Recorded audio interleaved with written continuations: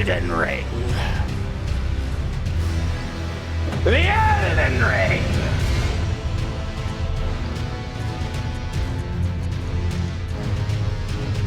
Someone broke it. Show it. Show what? It's Spotify. I'm the one playing it. I'm producing this shit. All right. Hold on. Fuck.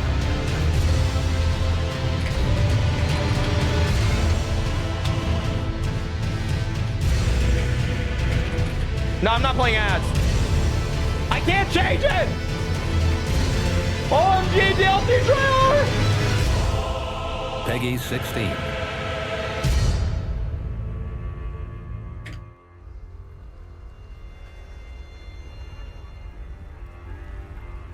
Pure and radiant, he wields love to shrive clean the hearts of men.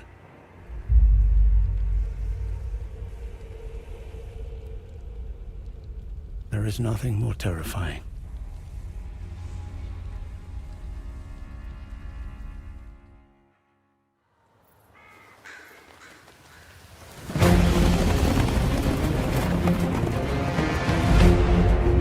Fucking torrent again? Oh, I look sick.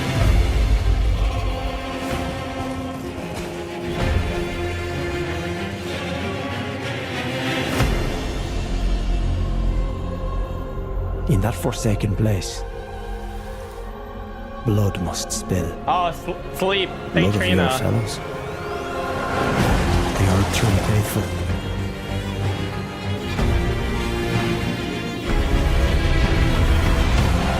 They were never saints. They just happened to be on the losing side of a war. Oh, shit.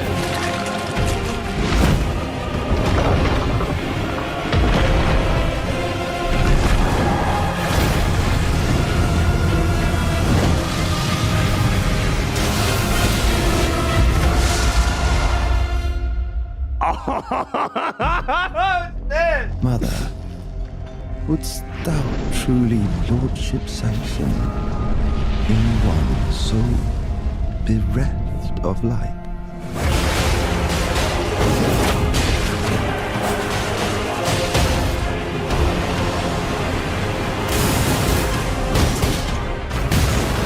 What the fuck? I presume you, too, are keen to know just what kind Mikkeller is doing here.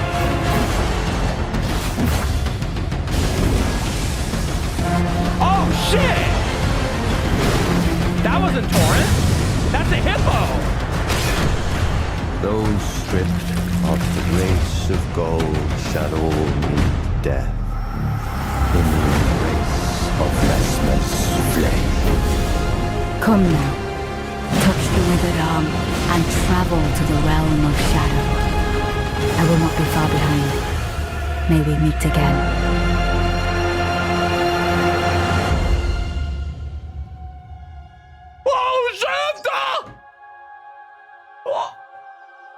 Oh yeah, look, it's Nicola.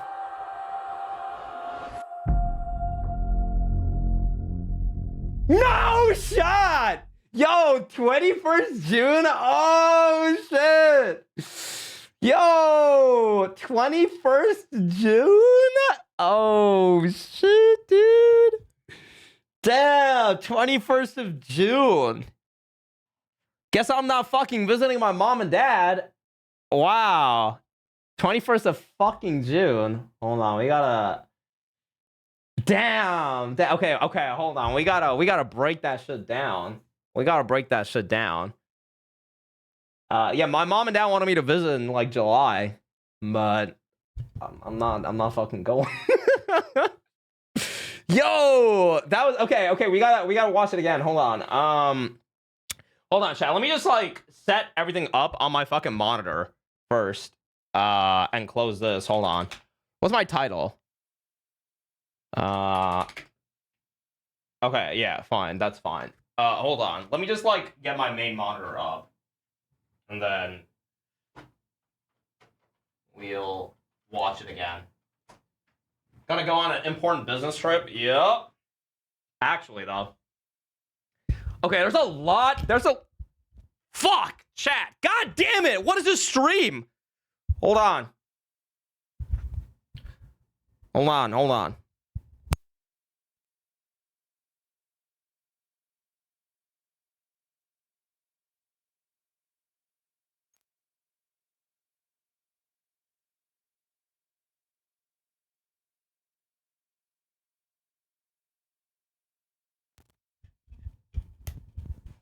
Hello, AG photo of fire pot giant? Yeah, hold on. My fucking monitor isn't like turning on. Okay.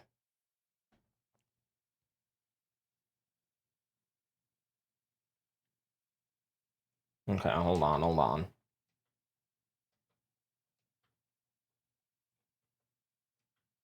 Let me just switch.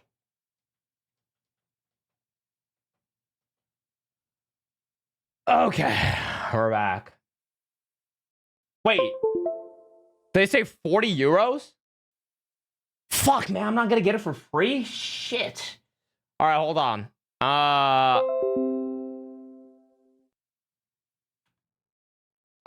That's not what I wanted you guys to see.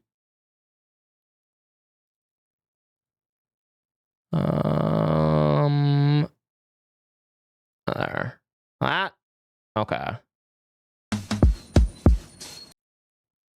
All right, let's watch it again. Where is it? Oh!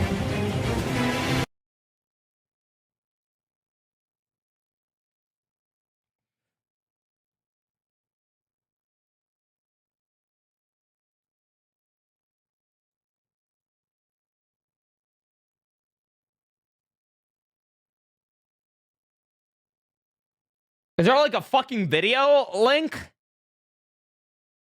Peggy 16.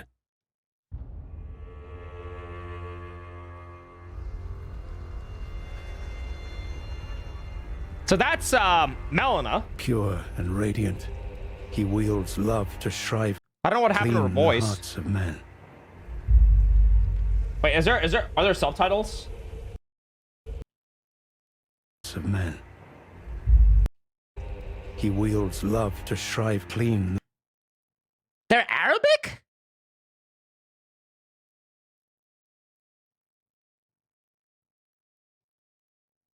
Melina and Mikola?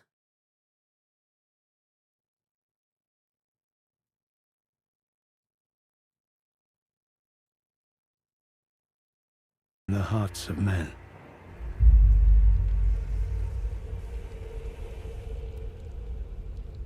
There is nothing more terrifying.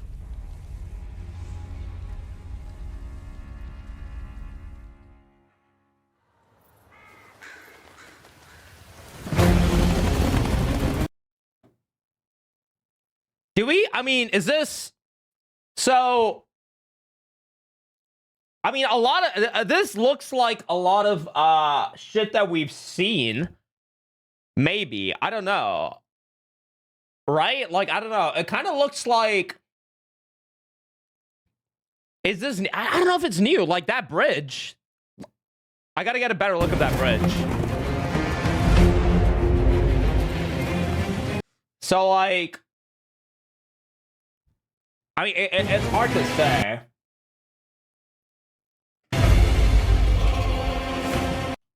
I'm sorry, I'm gonna keep going, like, back and forth.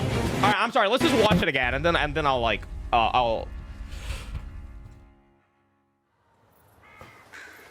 Let's just watch the whole thing again.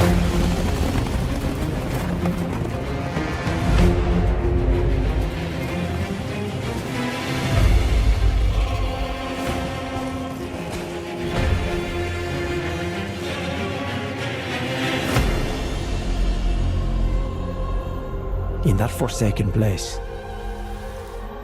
blood must spill. Blood of your fellows. The Erdtree faithful.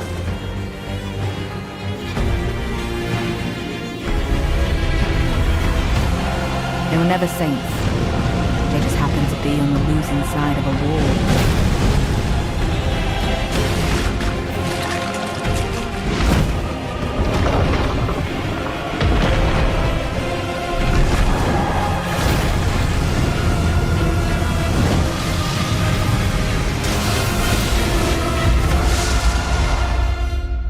I'm pretty sure that's Godwin. Mother, wouldst thou truly lordship sanction in one so bereft of light?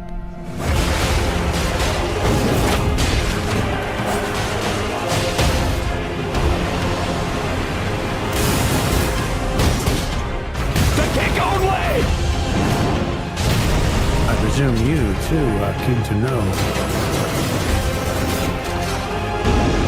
just what kind Mikola is doing here.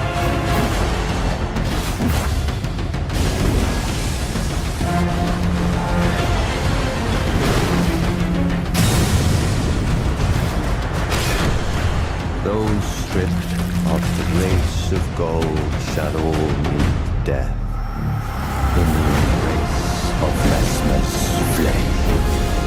Come now, touch the withered arm, and travel to the realm of shadow. I will not be far behind. May we meet again.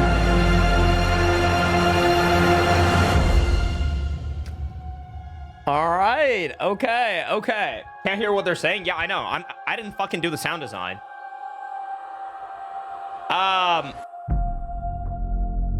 It's interesting that this guy's on the title. Who is this? Mesmer the Impaler? Do we know who that is? Do we have any information on it?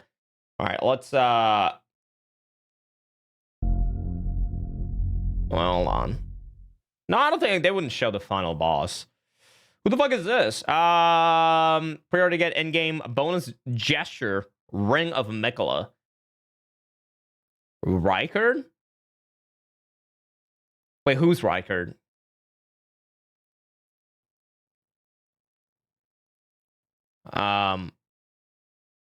Now you're gonna play Elden Ring? Yeah, me too. Oh, it actually says his name here. Collector's edition, 40-page hardcover art book. I might actually get like a collector's edition thing. Well, I don't know. Maybe not. I feel like it doesn't really make sense, but now if they had a vinyl of the OSTs, it's €40. It starts in Mikola's Egg. That's what it's looking like. 21st June. Dude, it's actually gonna be insane. This comes out like the end of June. We have July, and then Wukong comes out on August. Oof. I did not expect this game to come out in June. I have a lot of planning to do.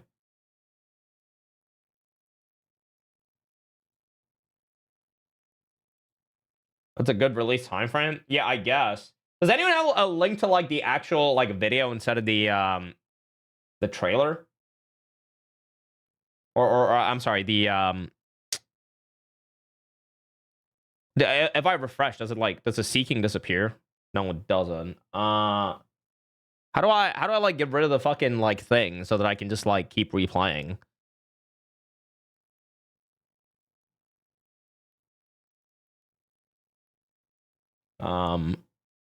Oh, thanks, Aya. Thank you. The idea of having one stream of income just didn't sit.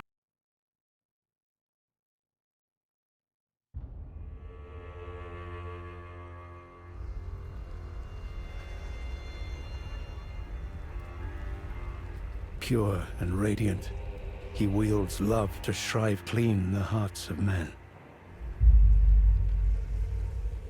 I mean, they're talking about Mikola here. There is nothing more terrifying.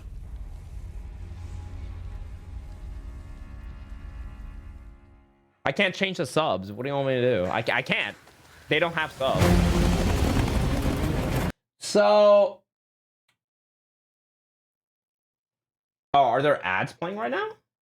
Oh, I'm sorry.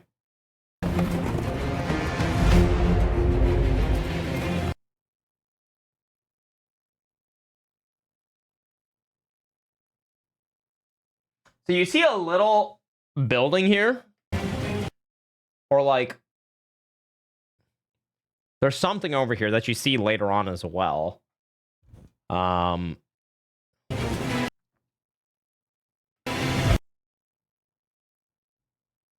And what was that building? Was that just like a Shrine America or something? Download a trailer? Okay, I don't know. It just seems like a random building, to be honest. There's a map stone. Oh, yeah, true. I think that's what that is, right? Looks like snowfield without the snow. Does it? I don't know.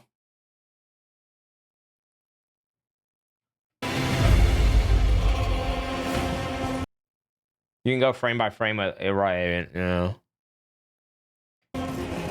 That looks sick. So that's a tower. Right? And then I don't know what. Okay, so there's like a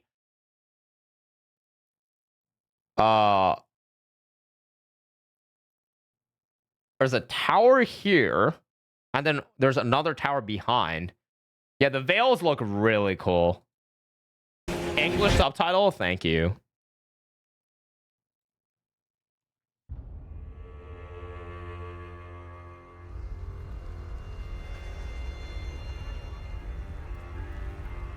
Pure and radiant, he wields love to shrive clean the hearts of men.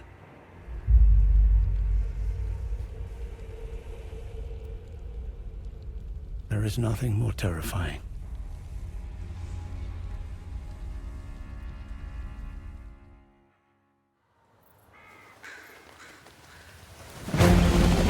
The veils look so cool. It's gonna kill my PC to have it rendered in. Move cam? What the fuck? Nah, dude. Okay, so there's like, I don't know what that building, I mean, that's a divine tower. So are these all the divine towers then? Because that looks like a divine tower too. Maybe that's like a second divine tower. From like another angle. Like maybe one's Limgrave and the other's Liurnia or something. It's a little weird. Literally the eye of Sauron Tower with Erdtree looking like the eye. Well, I don't think that's the eye. I think that's a sap of the Erdtree leaking. I don't know if it's like falling into the tower as well. Looks like a hero's grave off to the right. What, like this thing? Or like somewhere here. The Elden going from the tower into the tree. I don't think that's going from the tower into the tree. I think that's going from the tree to the tower. I think that's like the sap leaking out. Moog's Palace left? What? This house? I think it's just a random hut.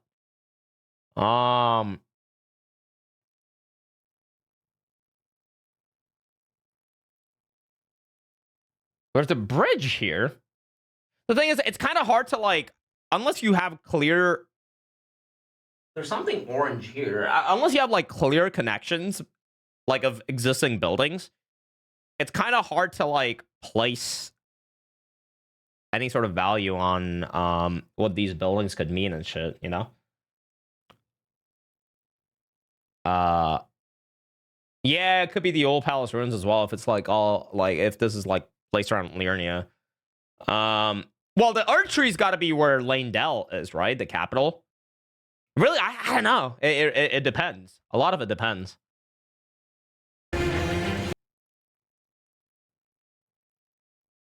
Like, we don't even know what the timeline of this DLC is going to be at. Well, the pre-order start, you can pre-order now. I wonder what the point of the veils are. Yeah, it could be in the depths, the other Erdtree. Now that, is that a new Great Rune? I don't know. I don't remember whose that was. I don't even know what that is.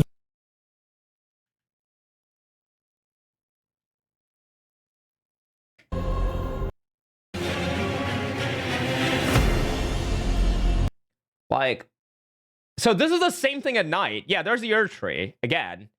It's not a different area. There's the first tower. There's the second tower. You can see it's a little bit like now it doesn't look like the tower's collecting the thing anymore, right? And there's a bridge to the tower. What does it look like? Spyro on Miquella's egg. You think that's Miquella's grapefruit? I mean, is there any like whose grapefruit is the one that has like a line on the right side?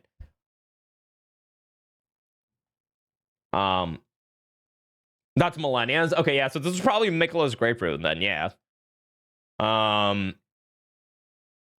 Go sucks grapefruit. Yeah. And like, yeah, this is the same thing at night. Just random, like, I guess armors. I don't think there's anything of significance here. In that forsaken place, blood must spill. Blood of your fellows. The Erdtree faithful.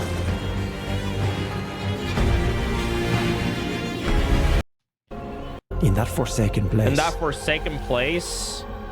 So this is like all the purple shit is like Saint Trina stuff, right? It's like a dream world sort of thing, I guess. Like it's like the whole sleep thing. Blood must spill.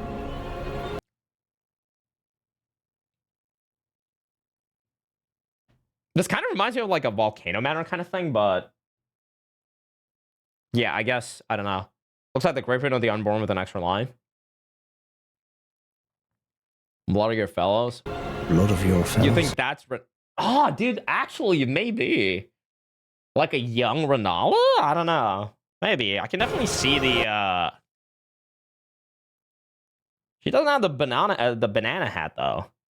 The Erdtree faithful. Well, it could be something to do with the Carrion family. I don't know. Yeah, I don't think that's Renala, but like could have something because the clothing kind of looks like a blood must spill.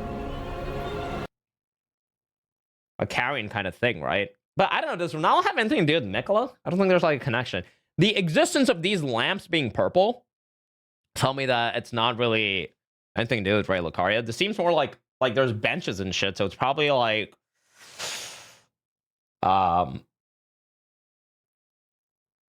you know what? This kind of looks like I doubt it has anything to do with it, but this kind of looks like the Mogwin, the Sewer Mogwin thing where you fight him. Because there's like benches like this placed around, right? But I don't know if that has anything to do with it. Purple flame? Well, that's just like all the purple shit is always sleep, right? The game's always had like purple stuff be sleep. Renala used to be married to Marika's husband. Yeah, I know, but there's no like direct connection between Renala and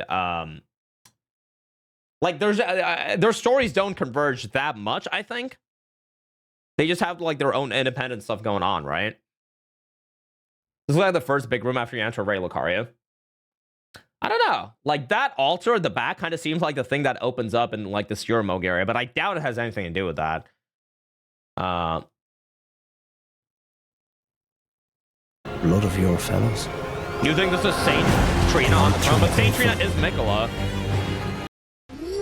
I don't know what the fuck's going on there, though. Almost 1 year. Probably just a random picture. Demona, yo! Yeah, dude. Well, no, that is 1 year. You've subscribed for 12 months. But you're on an 11-month streak. But thank you. Congratulations! Thank you for the 1 year tier 2. Thank you, Demona. I appreciate it. I appreciate it, dude. You got a brand new badge. Thank you. Thank you, thank you, thank you. Thank you, dude. That's a Melina? Yeah, I could see that being Fia. I don't know if that's Fia, though. I don't know what this is. If there's, like, any significance to that thing. 100% ghost stock. You want to watch this later so this have fun? Yeah, all good, dude. All good. It looks like Noxella furniture. Oh, yeah?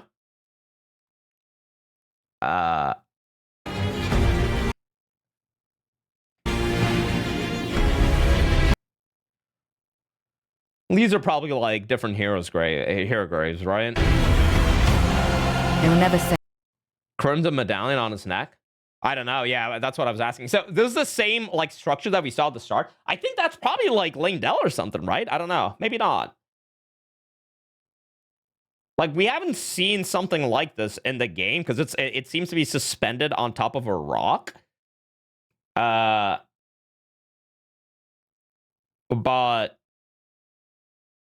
it's kind of hard to like connect it to. Like, I don't know, this kind of looks like the thing you climb up to, like, fight Morgoth. Right? I don't know, though. losing side of a war. They were never saints. They just happened to be on the losing side of the war. Oh, are they talking about the giants? Is this like a giant? Another like giant? They were never saints. They just happened to be on the losing side of a war. Is this like it doesn't look like a natural being though. It looks more like a construct that was created by people, which is why I don't know if it has a bunch of high quality images that Jeff got access to. All right, thank you, dude. Yeah, I'll take a look at it. I can already tell the shit's gonna be like ass to fight. I can already tell it's gonna be awful.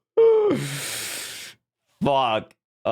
Dude, just him stomping down. They just happen to be on the losing side of a war. I can tell the hitbox is awful. Like, look at that shit. It's gonna be so ass, dude. You probably have some like fucking. He probably has some like attack where he goes all like volcano. And it's probably gonna have the exact same animation as like Fire Giant's volcano as well. There are arms on his arms. Yeah. Well, those are like fingers, unless you mean. Oh, these are arms. Yeah.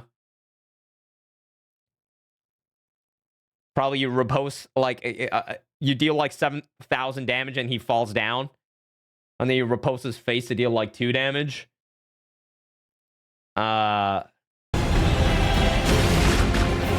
that's a sucky suck. The brain suckers. I'm gonna lose so much insight. -2 insight. Okay, so this boss.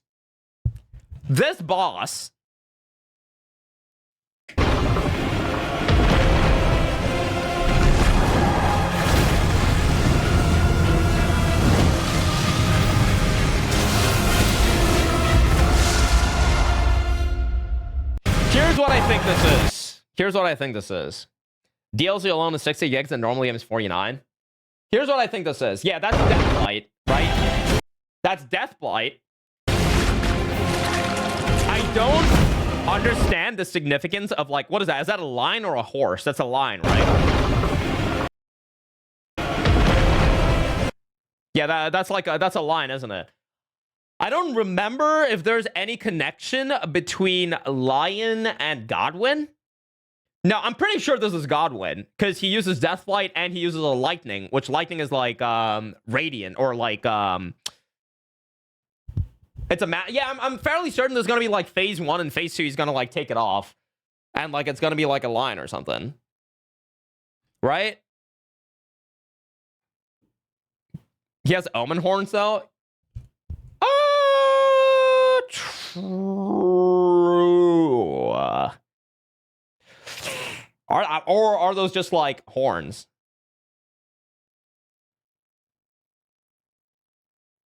No, I don't think it's like Sarosh. It could be just like a different line. Probably like they'll probably like relate it to Sarosh somehow.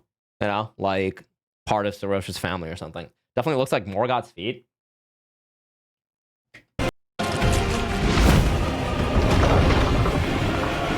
Doesn't Morgoth have like awful feet? Is that Morgoth's foot? I don't know. That looks like a human foot to me. You reckon that's Godfrey? You think this is Godfrey? Oh, bro, it's Godwin. I think it's Godwin, guys. I feel like this is Godwin. I don't know what the relation of a line thing is. I mean, I could be wrong. I don't know. Ain't no way this is set in the same time as the main game. Well, yeah, I mean, Miklah's in it.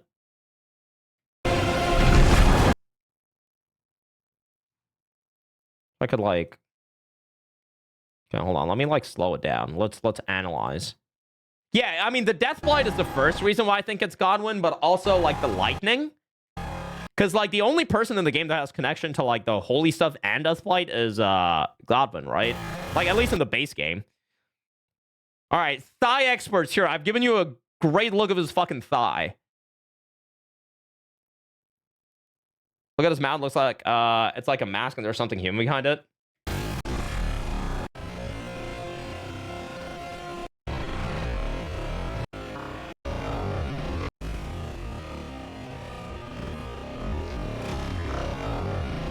Why is there a second set of teeth?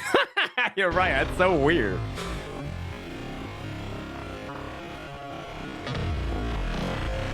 Because it's a mask? Sure. It doesn't really look like a mask, though. The eyes are interesting. Yeah, I feel like there's gonna be a phase 1. Oh, I actually didn't, like, take a look at the arena at all. You know what this reminds... This actually... Doesn't this remind you of the depths? Like, look at the arena. It actually kind of looks like the depths, does it not? Or something like that. I don't know. He's got the braids from Godfrey. I mean, it could just be a new character. Like, this is all speculation. It could just be like Yosef, Tamer of Lions, right?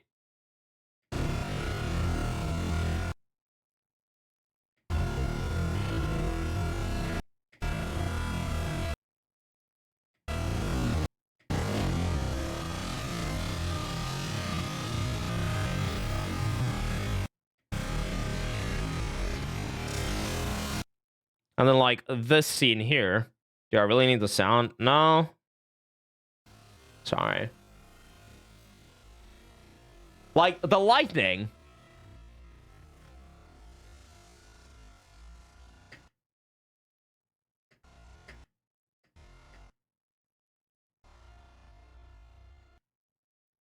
Damn, dude. I wonder... Dude. Okay, they gotta go hard on the fucking cutscene for this boss. Yeah, it's giving me a lot of Ludwig vibes, for sure.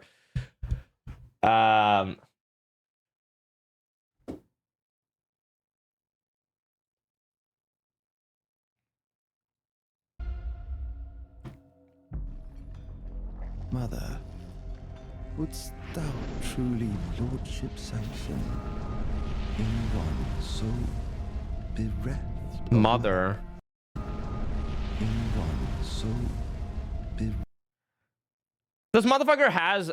Am I just, like, reading into it too much, or does he actually... I mean... His lips look a lot like... Now, don't ask me why, but his lips look a lot like Melena's lips. And trust me, I know about Melena's lips.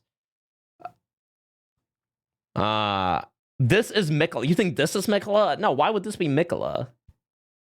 Yeah, this is Mesmer or whatever. Mesmer.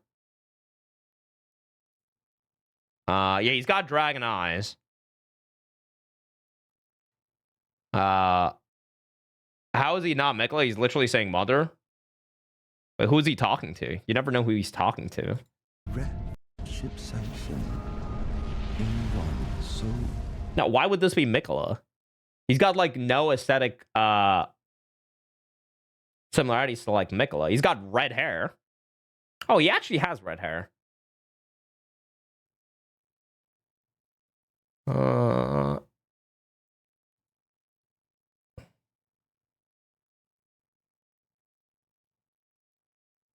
Why'd you send this to me? What do you want me to do?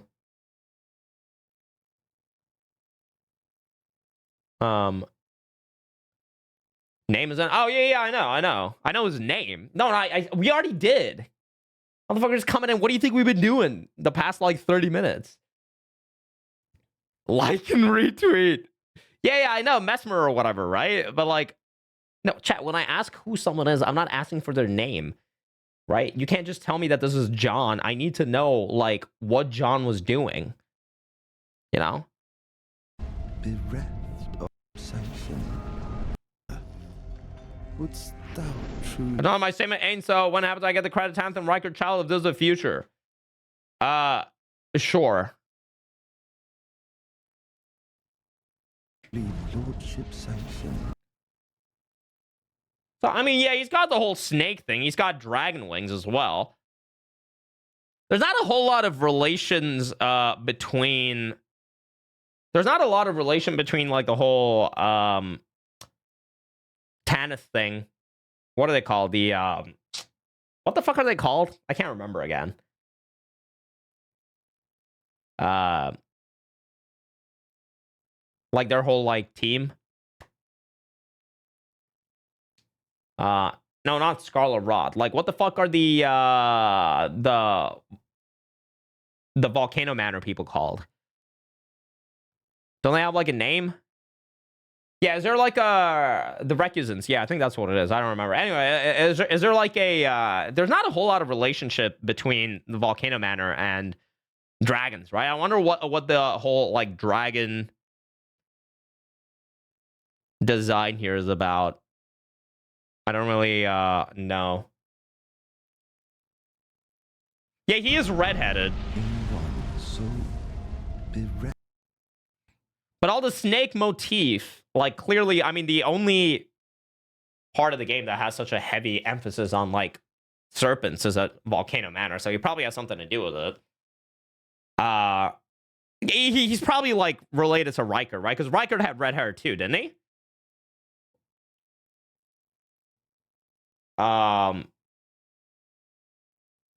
Red hair, M name. Redhead equals related to Millennia. Yeah, redhead and M name. But like, what are they gonna do? They're just gonna like add a new child? A new fucking M child? He did because he's the son of Marika? Right, yeah. All the... Well...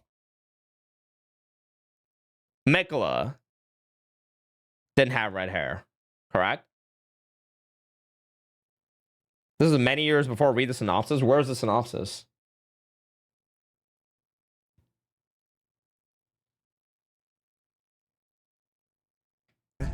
Of light.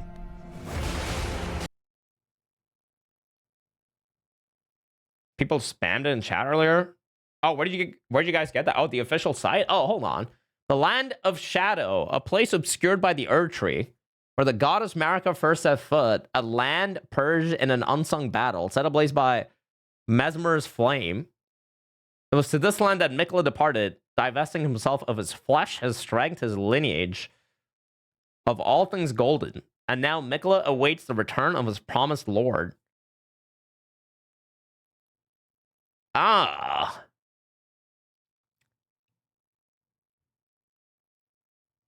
Ha. Place obscured by the Erdtree where the goddess Marika first set foot.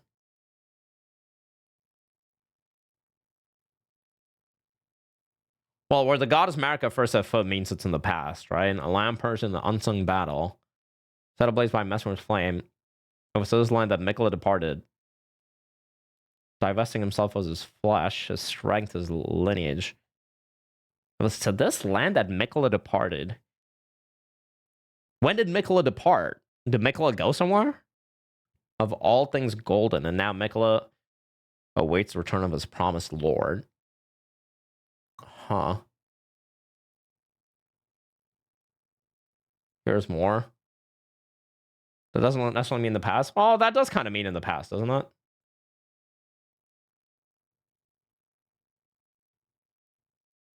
It means she was there in the past, not... Oh, yeah, I guess that's fair. Yeah. You think it will mean a new ending? Maybe. Hold on. The Land of Shadow, a place obscured by the Erdtree where the goddess Marika first set foot. A land purged in the unsung battle. Okay, yeah, we read that. A new story, guided by Empyrean... Oh, I'm sorry. A new story, guided by Empyrean Mikula. Players are beckoned to the Land of Shadow, a place obscured by the Erdtree where the goddess Marika first set foot. In these strange new lands, players discover the dark secrets of the world as they meet others who follow in Mikula's footsteps with ulterior motives. Huh. Okay, so this kind of tells me that it's not set in the past. I'm not gonna lie, I'd be pretty disappointed if it's like set in the past, because it's kind of, I don't know. I don't really like it too much, but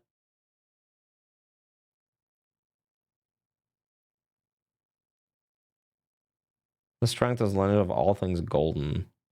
And now Mikula awaits the return of his promised lord. Who is his promised lord? In these strange new lands, players discard the dark seas of the world as they meet others. Me? Fuck, man.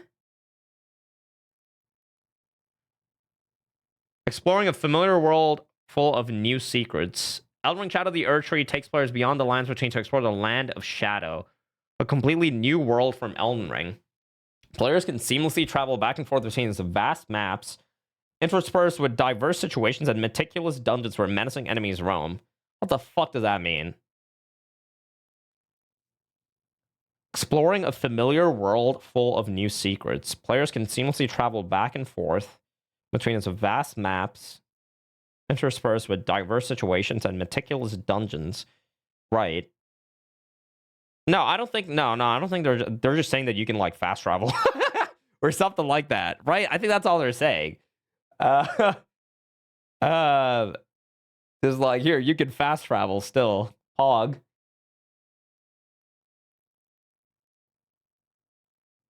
Completely new world from Elden Ring.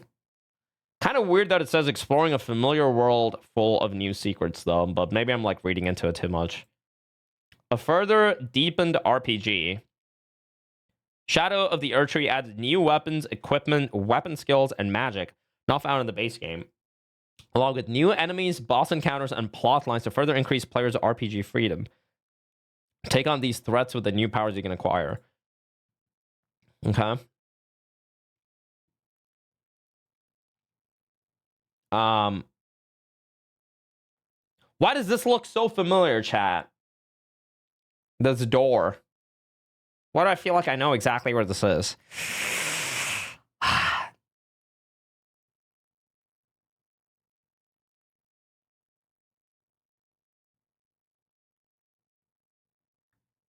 This is a catacomb? Garg's Arena? No. It's a texture they already used. Yeah, maybe. maybe. This is a door from the start. That's what I was thinking, where you spawn after you die to the Scion. That's what I was thinking, that it kind of looks like that, but I don't know. Maybe it's just like the reused asset. I'm sorry, I wasn't paying attention. Oh, God, Chad. We have a new fucking Bloodhound step or something. What is that? What is that?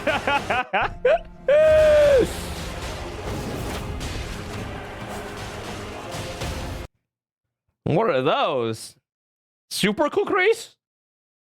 This place looks cool too.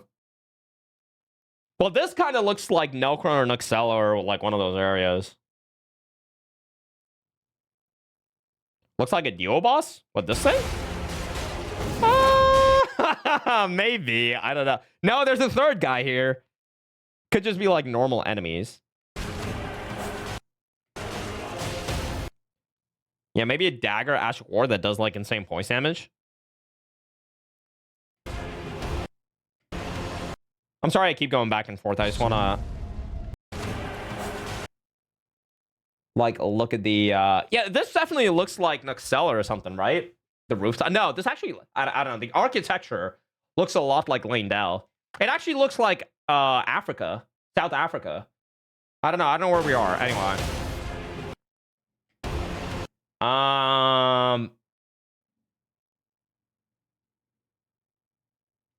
Butterflies? Very interesting.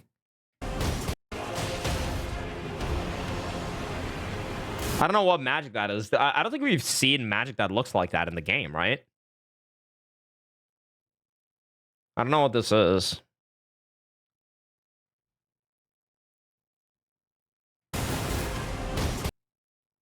What is going on here?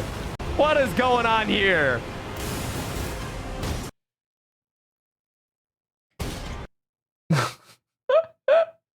What is this like? I mean, what is this? Are these... Oh, that's a boss. Arena. Wait, is this the boss? Who the fuck is this?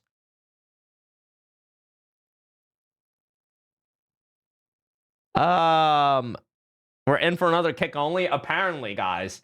Finally, there's another way to kick in the game. They caved in after I kicked Millennia. I am still the only person, as far as I'm aware, in the world to kick only Millennia. All right.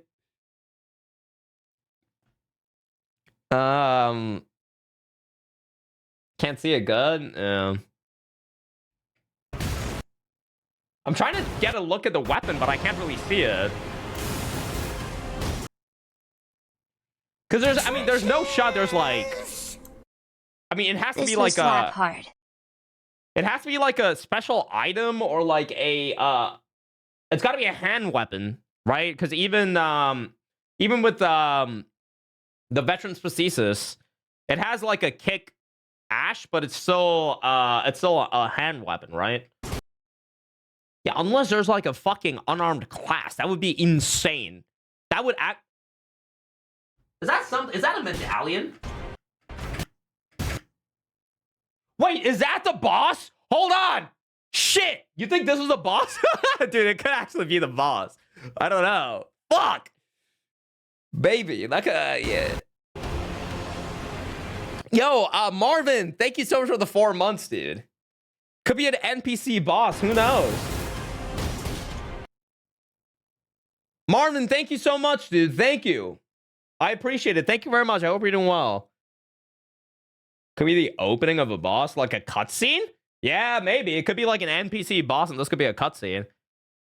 Damn, now I'm kind of disappointed. I wish, like, you guys, like, talking about the whole monk class thing, it could actually be, like, super sick if there's a complete unarmed class. No, it's not fucking Ghost Dog. I mean, it could be. That's the Gargoyle Twin. Well, the reason why I think that this might be the player is because that's a Gargoyle Twin Blade, isn't it? Yeah, it is.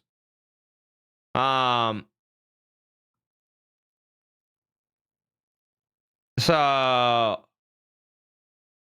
yeah, you're right. They could be showing you. I mean, I don't know. People do, like, in the official release trailer with Estelle, they actually gave you a clip of Estelle, you in the middle of the Estelle attack where he does a grab and lifts you into the air, and they turned the whole thing upside down as well. So it kind of looked like you were, I don't know, you were fighting in space or something. So I wouldn't, like, put it beyond them to look more line motifs.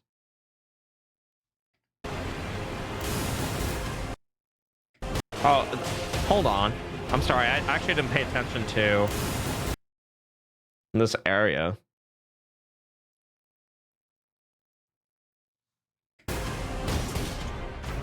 I mean, it'd be cool if they had an unarmed class. I think that could be, like, a lot of fun. Well, I don't know how they'd, like, balance it, though. I feel like it would either be completely unusable or super OP, just because I guess you wouldn't be able to... Like, how the fuck would they even have an unarmed class in the game? Like, how would they balance that? You know?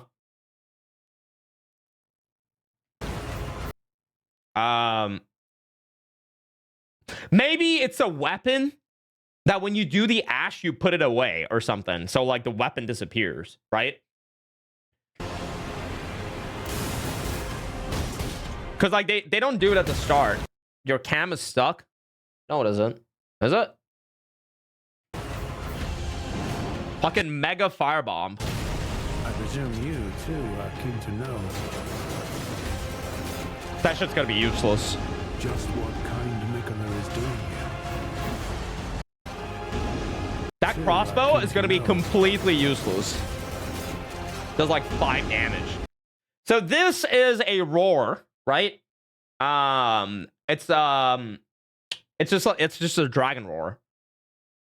That's all this is. Machine gun crossbow is gonna proc instant rot. We already have a crossbow that, like, hits multiple times, right?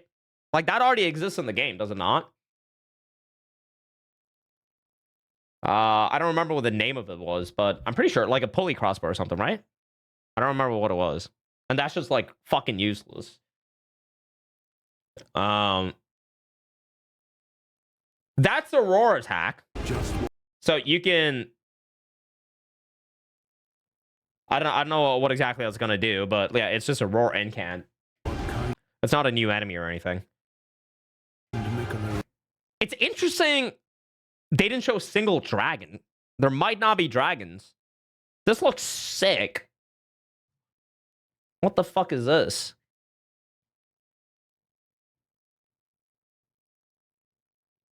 Bears or dragons or primordial forces, Zully? Yeah, I know. I saw that video too. That'd be insane. That'd be insane if they actually made like a fucking connection. Oh shit, dude. Just because there's a random video that Zoe put out. Zoe, fuck, whatever. Where like a bear has like a dragon heart or something. Or rune bears have like dragon eyes or some bullshit.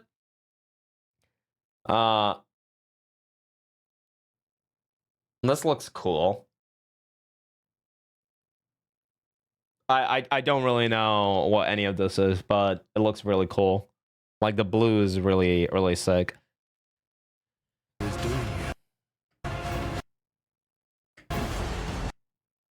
That's just an NPC invader, I'm sure. All right, that's going to be my class, by the way. I don't know what this class is, but it seems really cool. I'm pretty sure this weapon has an insane Ash of War as well. But, yeah.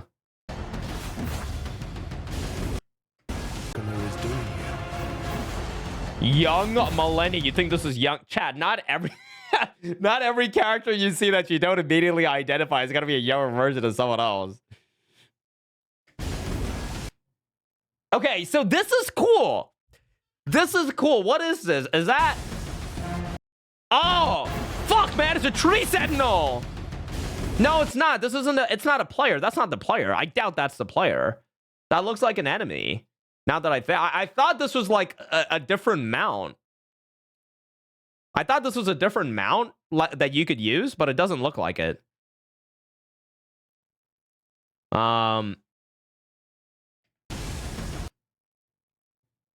I wish I recognized what the colors on everything actually meant.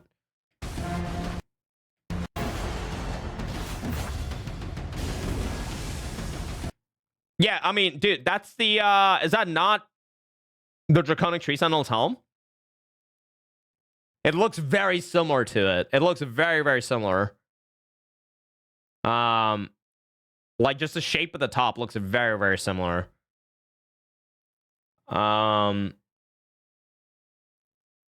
Loretta? Oh, like Loretta's helm? Yeah, I can see that too. They kind of have like a similar design, I think, just the shape. The boar is future millennia. So that's like gravity magic, which is cool. That's gonna be interesting. You know what I'm scared of? I really hope they don't reuse movesets from like the Tree Sentinels. I really hope they don't, but I feel like they're going to. This is cool. A hippo boss. Finally, something that's not a fucking dragon. I asked for an elephant. I got a hippo.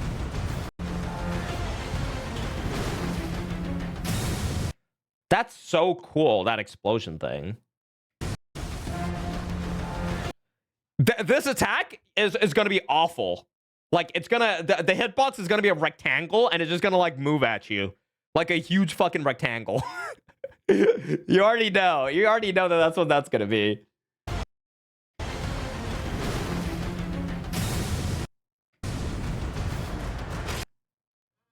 Oh, look at that. It's like a... What is that? That's so weird. That guy's got a horse, too.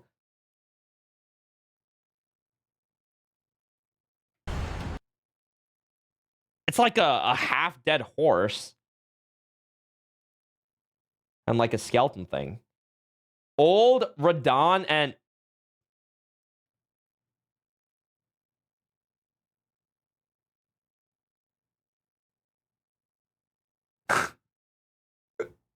I mean, the horse does look... The horse is giving Leonard. I can see that. I can see the horse. The horse is giving Leonard.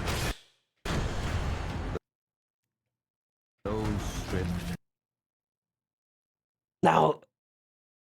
Oh, it's a guy from the picture. He's got the same medallion. The photo frame that we saw. It's the same medallion. It's a guy from the picture early on. Like, where was it? Taken place. Blood must spill. Blood of your fellows. Side of a wall. Mother.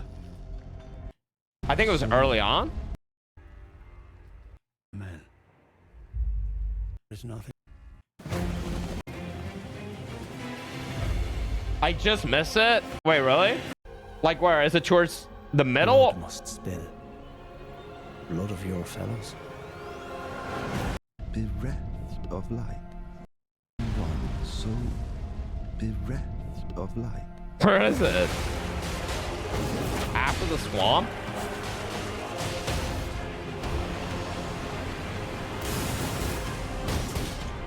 What swamp? After Renat. Oh, yeah, there. It's the same medallion. I don't know if that means like it's like people from the same group or whatever. Could be just like another guy.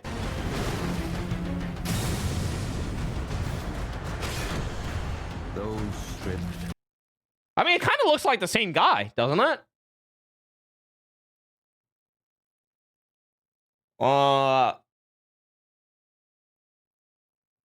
Okay, those stripped of the grace of gold shall all meet death.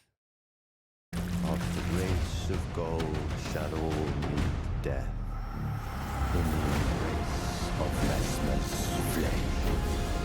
Come now, touch the withered arm and travel to the realm of shadow. Touch the withered arm. Okay, so it is going to be... May we meet again. It is going to be through the egg. So, this is interesting. I wonder, Grace. Those stripped. so what is it? Is this his spine? And like, are these all like things that are branching out of the central piece?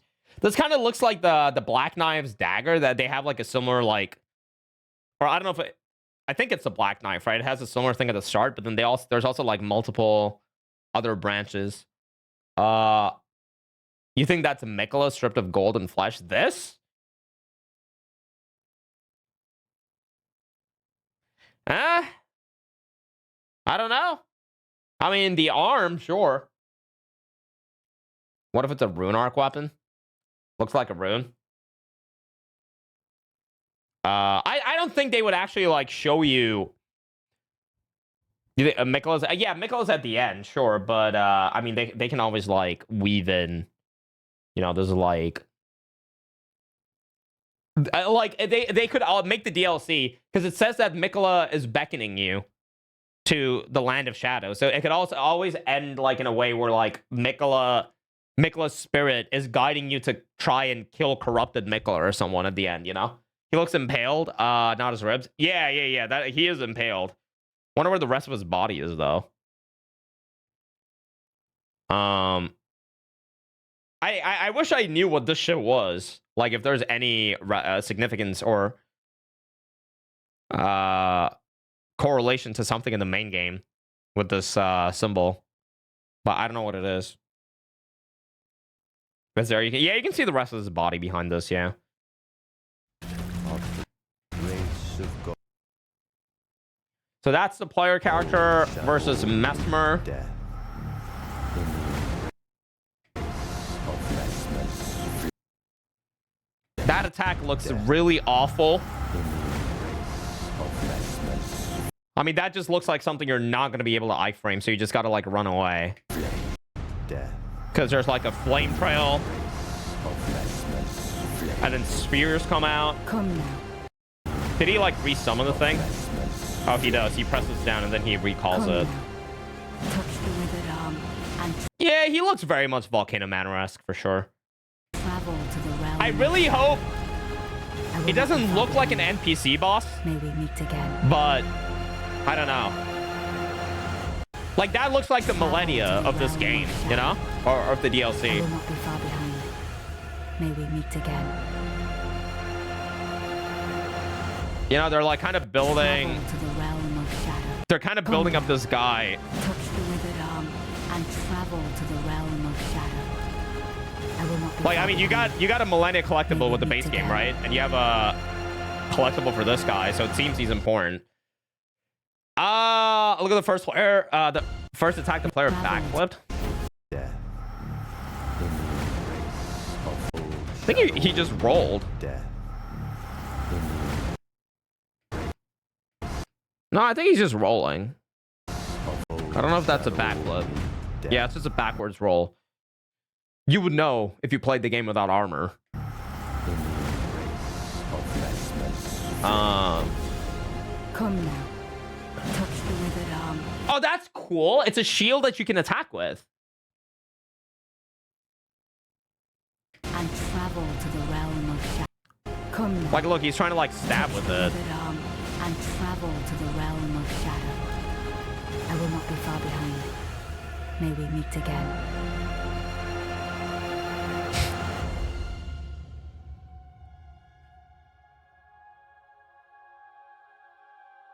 Yeah, there's Mikola. And that's a very ominous ending.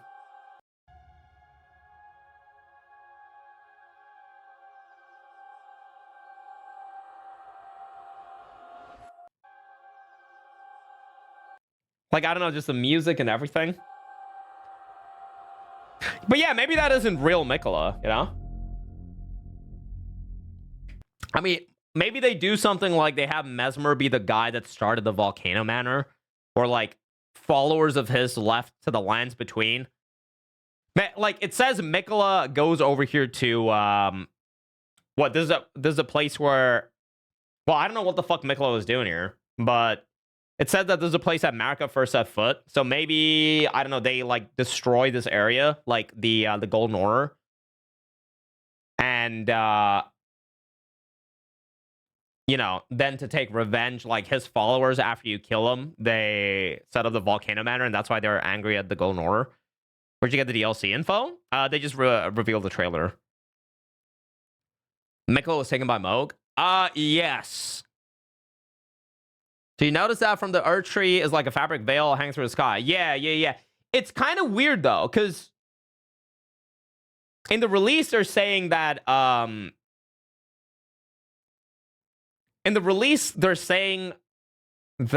this is a land covered by the shadow of the Erdtree. So this is the Erdtree, then.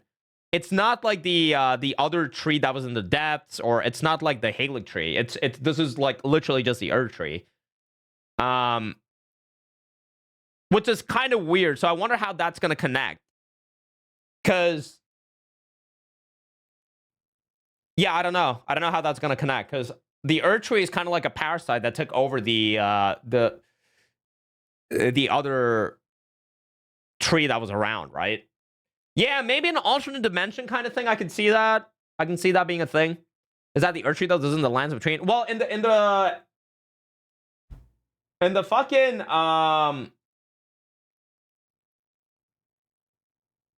text release that they or the info that they release on like the website, I think it says that it's a land hidden by the shadow of the Erdtree. Nobody said there can only be one Erdtree. I don't know about that.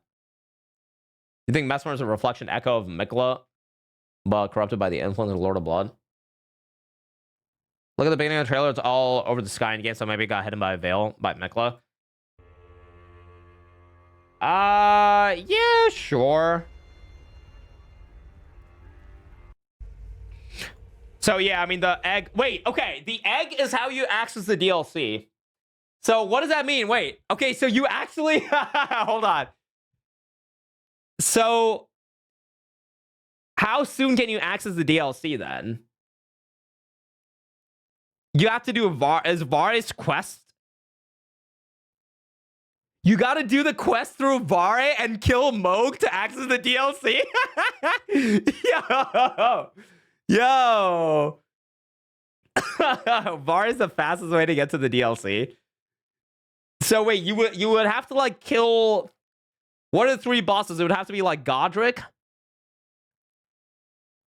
And well, Vare's questline isn't that bad, right? You gotta kill Godric so that you can gain, you can move Vare to Liurnia. And then once you get to Liurnia, he gives you the fingers. You can use the fingers at Altus. Oh my god. Fuck, man, you still gotta get to Altus, though, right?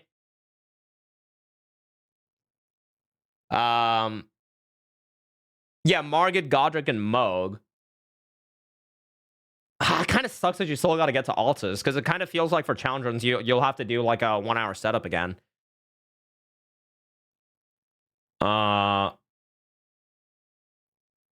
yeah, you have to get exactly. That's what I was thinking. You have to get the medallions at Fort Height or and Faroth. I mean, maybe they give you a faster way of getting here. That would be awesome if they gave you a faster way of getting here. Something we're not used to. Well, yeah. It's cool that you have to beat Moog, though, to get to the DLC. I think that's, like, really cool. Though, 07 to all the newer players trying to get in. Because let me tell you, Moog is not an easy boss. Moog is not an easy boss. You can just invade 3 players and get out. Yeah, but for speedruns, we usually run it offline, you know? So that's the thing. For speedrun, since you run it offline, like the fastest way is you'd have to get to Magnus in Altus.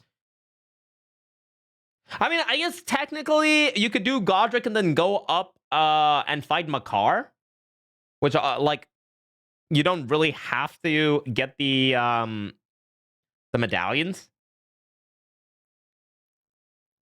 And that would be the fastest, right? You would go up the precipice. I don't think you would even go into... What if you left your game finished? Can you just access it? Yeah, you can. Yeah, sure. Yeah. I mean, we're talking about, like... I'm just considering, like, new game stuff. Obviously, like, if you've already done the game and killed Moog and stuff, yeah, you can just go here and access it. There are a lot of people with summon signs waiting at Moog with one-shot builds. Yeah, sure. Yeah, I can see that. Why do you need to fight Godric? Because you got to move Vare. Like, if you're assuming the fastest way of accessing this, it will be doing Vare's quest line. And his quest line involves you have to like do one remembrance boss before he moves from Limgrave at the first step to Liurnia at the church. And that's when he gives you the Pureblood Knight's medallion. For bingo and stuff, it'll be interesting. For the people playing bingo, sure. Have DLC in the past ever affected the outcome or ending of the main game in previous games? It's not like giving you a new ending. No, I don't think so. Your game out a bunch of extra info on map size and bosses. Send me the link. Check body tour, put out additional screenshot. Just send me links, guys. Send me links. Send me links if you want me to check out something. Will I get to fight Mikla? Yeah. Probably that's what it's looking like. You have to go soak the cloth. Oh, shit. Yeah, that is true. And the fastest way to do that is either at Arena or... Yeah, that kind of... Vare's quest isn't the fastest either. But I mean, it's faster than like it is the fastest way of getting to Moog. Maybe they give you some additional way. Like maybe you can go there from Siofra. One great invasion alters a Vike invasion than Mogwin, yeah. Alright, hold on, guys, hold on.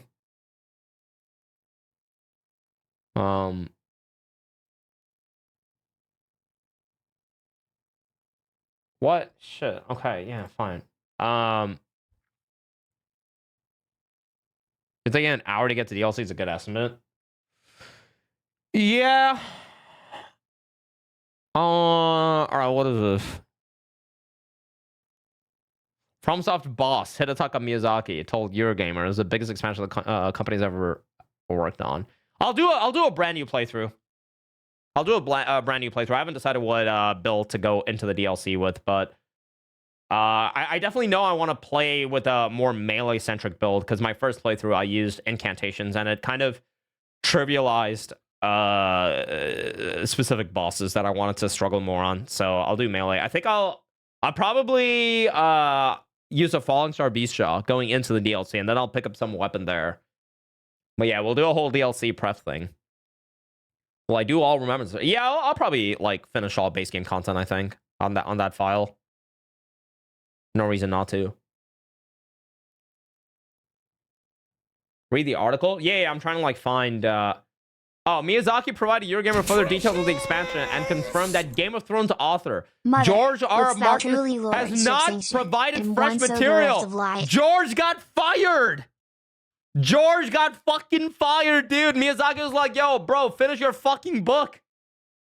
I told, dude, George, listen, George fucking coded up Valiant Gargoyles, right? And Miyazaki was like, yeah, I don't know, buddy. I don't know. I don't know, man. Fucking George. Yo, hey, Nat, thank you for the 18 months, man. Yo, new badge, bro. GG's, congratulations. 18. A lot of people getting new badges today. Thank you so much, dude. I hope you're doing well. Good to see you. Wait, is this? Oh, that's Tomb Raider. Okay.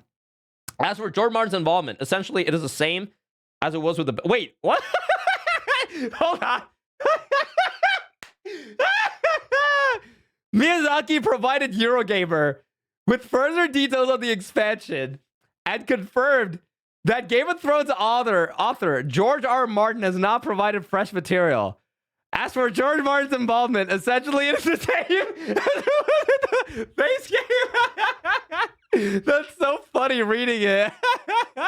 It's like, yeah, George did nothing. Oh, that's great, dude. The DLC Shadow of the Erdtree is based on one part of that original mythos that he penned for us. It's not a brand new mythos that he's written specifically for Shadow of the Erdtree. He has not created something new which informed the design of the DLC. It's simply another part of the... Oh my god, he's really writing this out like he fucking wants to... He wants to make sure that everyone knows that George R. R. Martin had nothing to do with the DLC. Dude, what the fuck? What is this? It's giving some crazy X vibes, dude. The DLC Shadow of the Erdtree is based on one part of the original mythos that he penned for us. It's not a brand new mythos that he originally for Shadow of the Erdtree.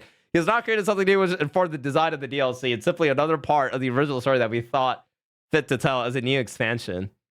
Ideas for the DLC began to form around the end of Elden Ring's development, as there were remaining ideas that were clearly not going to fit in and would make more sense as DLC. Development that began around the time updates and patches for the base game had begun to settle down.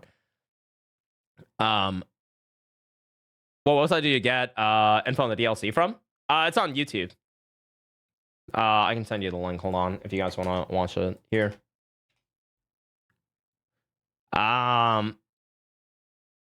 Ideas for the DLC. Okay, I read that. The development then began around the time updates and patches for the base game had begun to settle down. Okay, so not that, like maybe a year ago or something. Chat, I know, guys, I'm just fucking joking. It's funny. I'm a streamer, all right? Some people whip their fucking dicks out, all right, and have it go viral. All right, I make jokes. Jesus Christ. Oh, no, Ain, you've got it wrong. No, bro. No, that's not what he means. No, that's not what he means, bro. So what can we expect for Shadow of the Erdtree compared to previous games? Miyazaki said this DLC is our largest expansion to date in terms of overall volume. Nice, okay. It takes place in a brand new area of a brand new map, which includes a similar structure to the original game. Field areas, legacy dungeons, and other dungeons of varying scale. In terms of pure surface area, you could think of something larger even than Limgrave in the base game. Now that's... The fuck does that mean?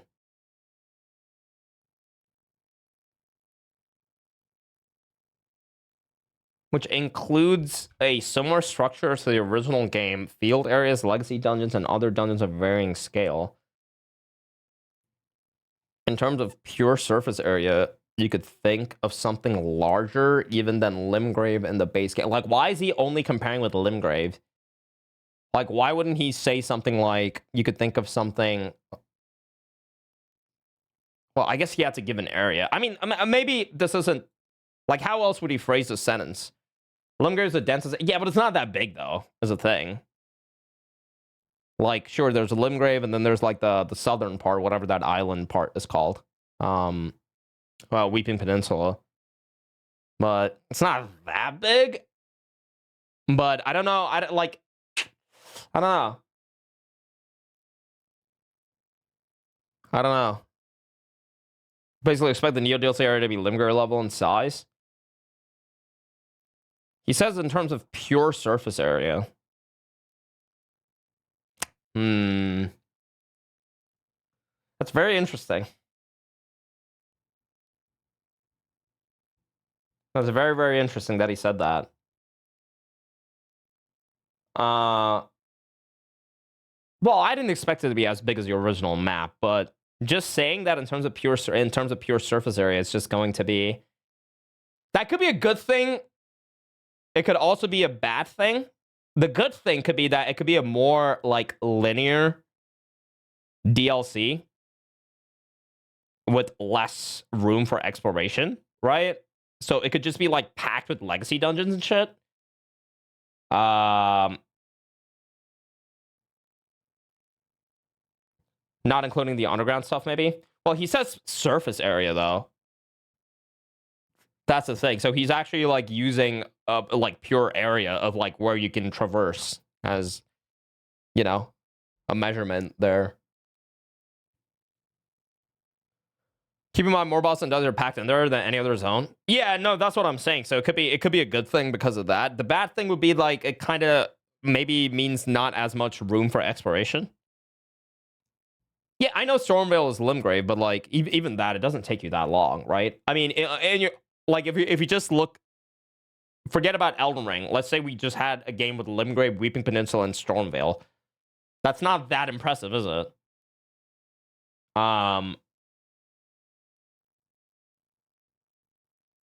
don't know. That being said, when I was playing Elden Ring initially for the first time, I was just flabbergasted by how the map kept expanding because I thought Limgrave was the game. So yeah. But yeah. Yeah, but you can't just like throw numbers at me, Chad. It's like 32 bosses, but like 10 of them are like fucking snails or whatever, you know? First, I was also developed his approach to field design. Oh, interesting. Previously, the divide between field and dungeon areas was quite distinct. This time, we wanted to go more in-depth and bring a denser and richer level design. Which Twitch brings turned off my auto sub. Huh. these types of layouts together a little more seamlessly. That's really cool. That's really cool. Zunji, yo! Don't worry, I'll scold Twitch later, dude. Thank you for the 10 months. Thank you, I appreciate it. What a glorious day to resub. Old Hunters was had 4 bosses, but they slap. Yeah, agreed. I just don't expect the quality of the Bloodborne DLC like over here. I don't know. I just don't. I'm just not expecting that kind of quality. Like I had made up for, in my opinion, a lower quality product. It made up in terms of like because of the sheer scale and quantity that I got. You know. So I just don't know if they're gonna like keep up. Like I just don't know what quality DLC I'm gonna get here. That's all. It is very interesting that they're doing this. Wanted to go more in depth and bring a denser and richer level design, which brings these type of layouts together a little bit more seamlessly. So like, there's probably not like that's something that I felt was like kind of boring after a certain while. The dungeons, they felt very boring to explore, in my opinion. Like after a certain bit of the game, you know. But yeah. There of course will be large open areas. There of course will be legacy dungeons, but we've also experimented with something a little bit more in between these as well to bring a more diverse gameplay experience. All of that sounds like really great. Further, there will be over 10 new boss fights. Over 10 new boss fights. That's an interesting way of saying. Well, okay, this is the Eurogamer person, right? It's not Miyazaki's quote. It's not Miyazaki's quote, so we don't really know. Like, maybe he said something like, there's at least going to be 10 boss fights. So I guess you can expect something between 10 and 20. Maybe, like, 10, around the 12 number for, like, significant boss fights, like main boss fights. And then there will be more, like, mini boss fights. I don't know. Like, 10 is a really strong number. I think it's good, like, for main boss fights. But I have a feeling... What is this? What am I looking at? Why is she, like, stuffing a water bottle into Jesus Christ? That's Nightingale. That's what this was doing all day. They were stuffing something inside an elephant's asshole. I don't know. 10 new boss fights. I really hope 10 is the number of significant boss fights, like main boss fights. Like Radon level, Millennia level, Moog level, right? And not, you know, like I hope the hippo isn't a part of this 10, because that hippo seems like it's a replacement for like the dragons. That it's like a field boss that you'll fight. You know. You saw one duo. Where'd you see a duo? I didn't see a duo.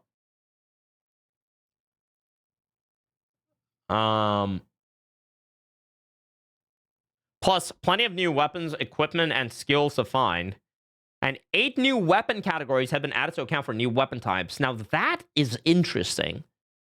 Candlestick Trip, there were 3 people in that cutscene. So, either that was a trio, or they were just, like, normal enemies. 8 new weapon categories. So, weapon categories are things like, you know, short swords, great swords, gray hammers, and stuff. It'll be really interesting to experiment with the different weapon categories. Like, that's actually like a big deal. More? All right, thank you. It's a big deal to have new weapon categories. So new weapon categories.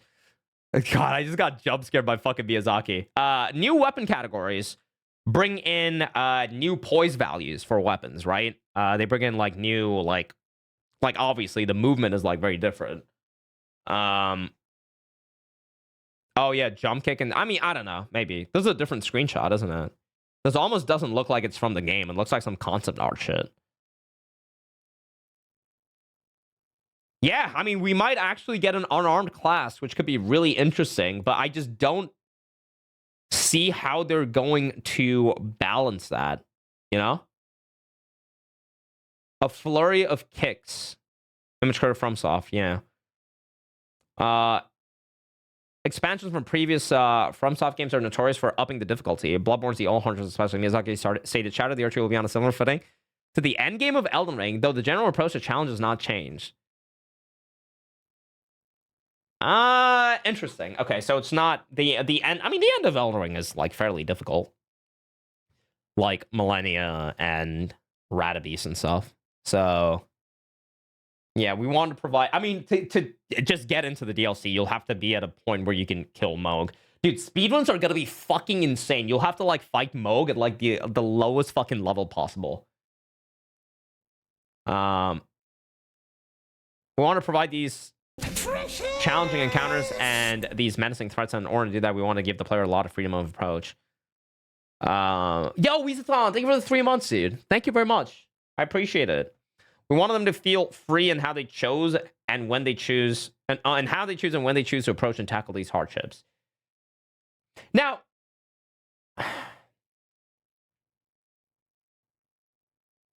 what do they mean by freedom of approach? Like how to get into the DLC, or like just like different ways that you can, like you can use weapons and stuff, you know? I guess this just means, like, different weapons and shit.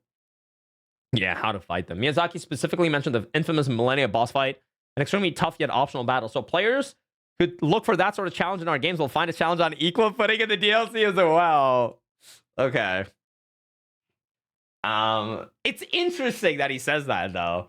Players that look for that sort of challenge in our games will find a challenge on equal footing in the DLC as well. We'll find a challenge. So there's, like, a specific boss. Now, in the base game, they built up Millennia as, like, a really big thing, right? Like, before the game came out, they had the collectible, and, like, she was a part of a lot of the promo packages and stuff, and now they're doing, like, the whole Mesmer guy. Mesmer? What was his name? This fuck.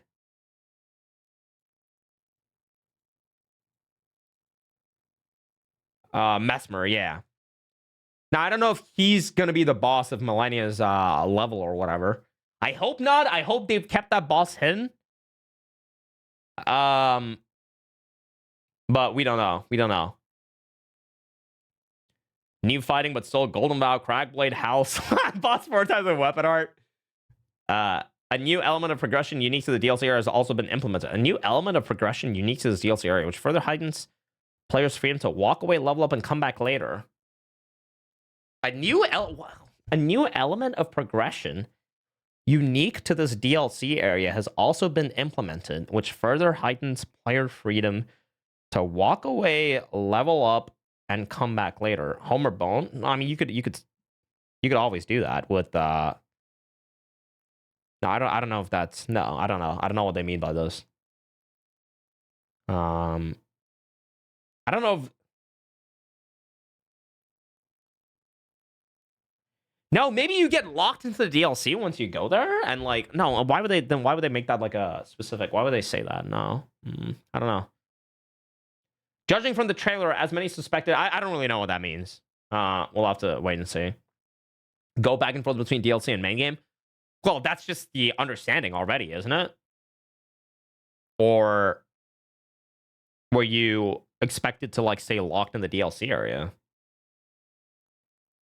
Judging from the trailer, as many suspect, Shadow the Erdtree will follow the story of Mikola Millennia's brother. I presume you two are keen to know as well what kind Mikola is doing here, says the narrator. But is Mikola truly that kind? Through a withered arm, perhaps hinting at the new area we'll be exploring. All right, this is how you know the editor hasn't like played the game or didn't get past Moog. Further, we see a variety of new environments: haunted grasslands, fiery caverns, mystical ruins, as well as some magnificent new boss. I'm particularly fond of the horned beast-headed humanoid thing that leaps at the player, shoots smoky breath, and summons lightning. Of course, I had to ask Miyazaki, Shadow the Erdtree will once again include a poison swamp. In a word, yes. He said, but this was actually a point of introspection for me after creating the base game. It was only after creating it that I realized I really like to create poison swamps. And this was a little place of introspection and reflection for me. So maybe when players reach a poison swamp in the DLC, they will feel a little bit of this retrospection. This fucking guy. Okay. All right, nice. All right, so Vadi got some new shit. Right, that's the same thing that we just saw there. No! No, it's the fucking wintermelons! No! Oh, God, dude. It's the fucking wintermelons, man. Jesus Christ. Or whatever. This is honestly the coolest looking screenshot. I mean, I actually think this is literally a winter lantern or whatever, except with the madness.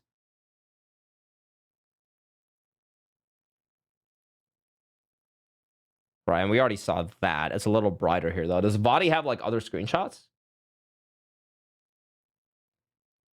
Yep, he does. Ooh. Oh, it's got arms. That's cute. And a face.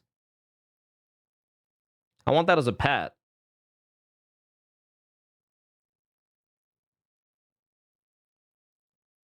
They're from the website.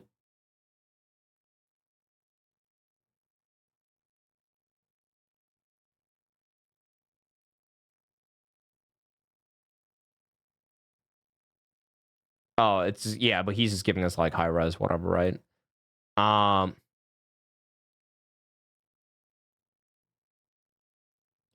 Mesmer.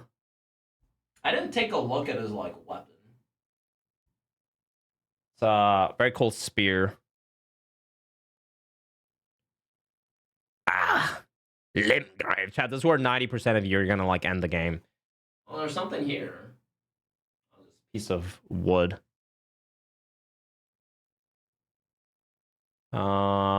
And yeah, there's that guy. And then what else do we have? We've got 1 out of 3. Huh. That seems like a new Ash. Like the it's the same thing the hippo uses. Yeah, we watched the trailer. We did. Yeah. Yeah, that's the thing the hippo was using. Yeah, it was. Yeah, it could be. Yeah, it could be an incant. Sure.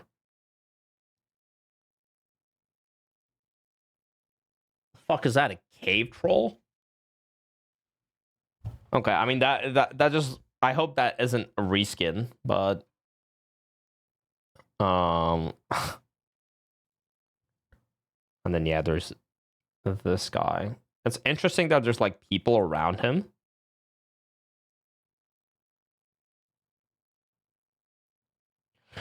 Oh yeah, there's this shit. The veil, it really looks beautiful.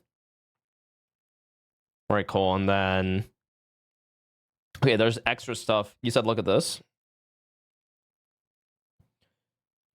My man is back.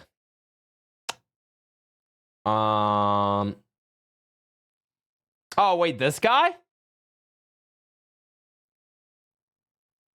Who the fuck is this? Oh, it is a Carrion Tower person. Yeah. That's the trailer and all images specifically. Sure, yeah, thanks. I'll take a look if there's anything extra we've seen. Yeah, I know. I was just gonna ask why they wouldn't flip it upside down. So like this dude, right?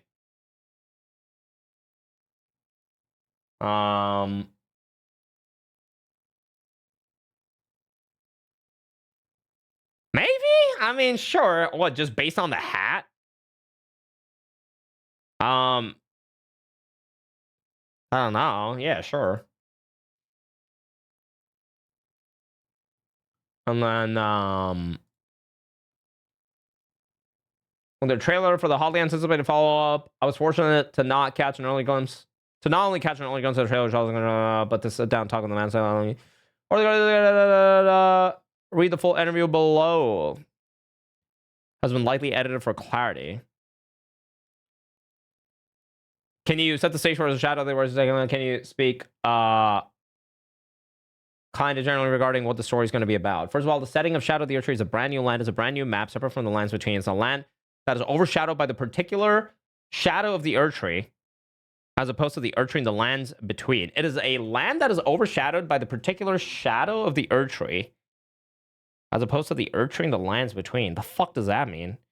Okay, so that kind of implies that like the Erdtree and the lands between, and this Erdtree is like a different Erdtree. Like the shadow Erdtree, there's like a second one, like an alternate, parallel dimension kind of thing. Yeah, I don't know how much of this is like just lost in translation, but yeah.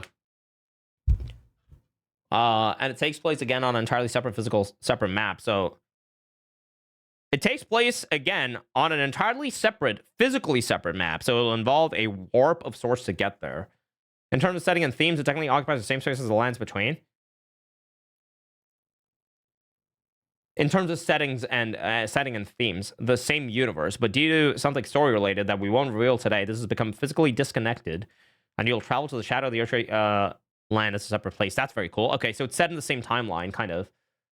Yeah, I watched the trailer. I did.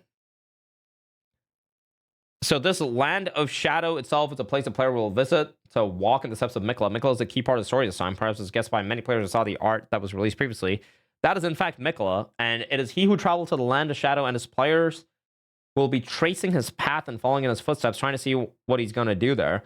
Another aspect of the story is Queen Marika and what she did in the land of shadow and what led to Mikla to follow her there. Right.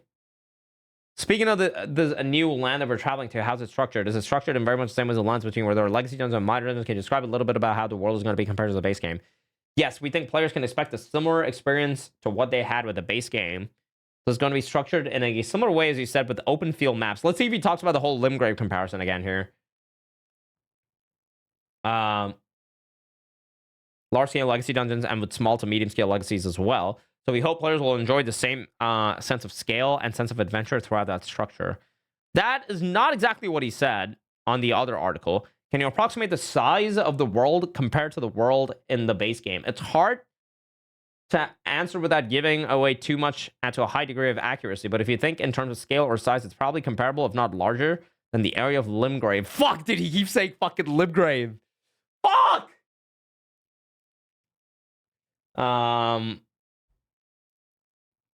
So you mentioned Mikla earlier, and that's a character that I know fans have had a lot of questions about. You know, back to Limgrave.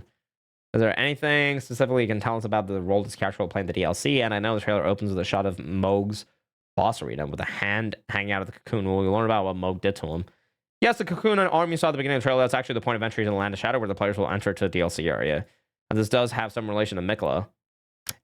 You know what? You know what kind of sucks, chat? I was hoping they wouldn't reveal how you could enter the DLC, and I thought it'd be like a lot of fun just on the day the DLC comes out for people to like just go around trying to figure out how to get into the DLC. I thought that'd be like a really fun thing to do. But I guess they don't really want to make it too difficult for people to access new content. I thought it'd be like really exciting just to like have everyone explore different areas of the game. Yeah, I know a lot of people would whine, but You hate that kind of stuff? Reminds you of shit today? Wait, really? I don't know. I thought it would be like really cool. Like, there's obviously like obvious places where people would check, right? Like Moog, the cocoon and stuff. I just thought it'd be like a lot of fun. Like, think about it. Like, you know, you would find out and then you'd like tell your friends, right? You'd just be like, yo, I found the DLC. And then, you know, that'd be like a very cool moment. I don't know. I like having a lot of surprises and like stuff that I like do. Yeah, the cocoon. Well, I guess the first place I would have checked would have been the cocoon as well. That would have been like a very easy check. And yeah,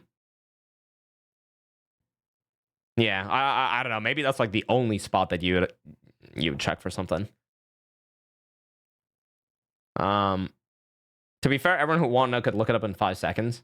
Yeah. Everyone would know in 30 minutes when just finds it first and spreads over online. I thought from the first time I saw the spot, this has to be used for something, nothing less, so I guess DLC. Mikla has, as we said, traveled to the land of shadow. He also has some motive and some objective there, which we don't want to give away too much. Essentially, the player will be following those footsteps in the same way they follow the blessings from the grace.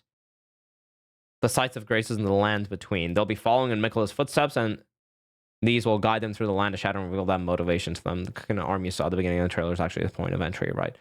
For the players, not the only ones curious about Mikla. There's several characters in the world, and NPCs have been following Mikla as well, and the players will encounter them on the journey, and they will make new friends with enemies, we hope.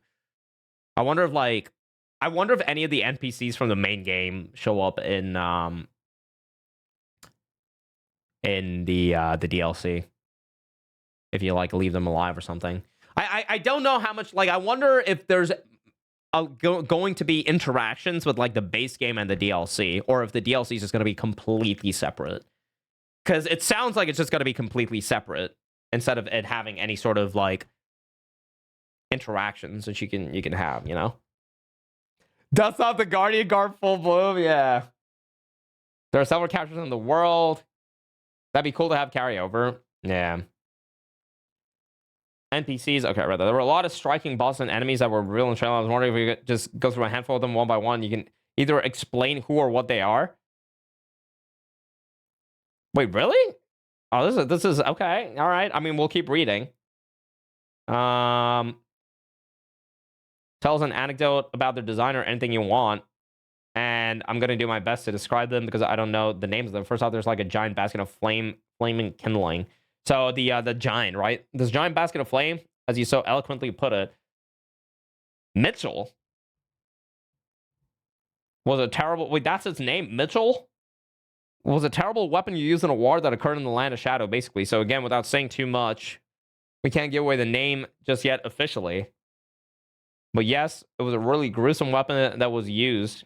And the kindling that you see is actually the remains of bodies that were put in there to burn. So there's that friendly fellow.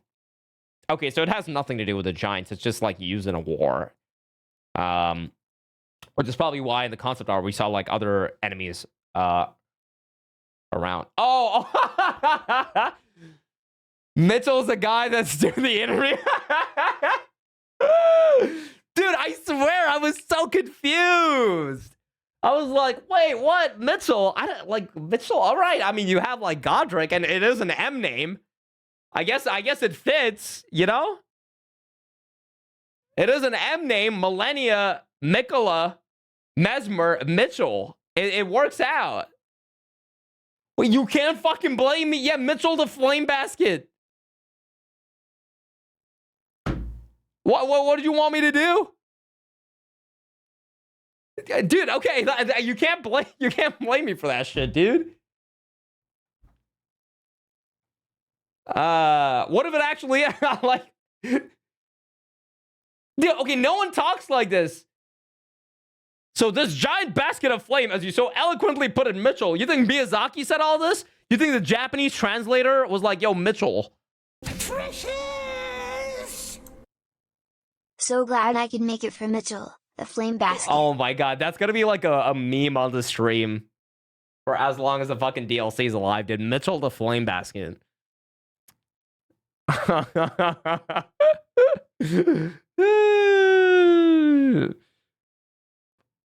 Dude, I don't know. Maybe I thought Mitchell was like some like old English, you know, war machine or something. Anyway.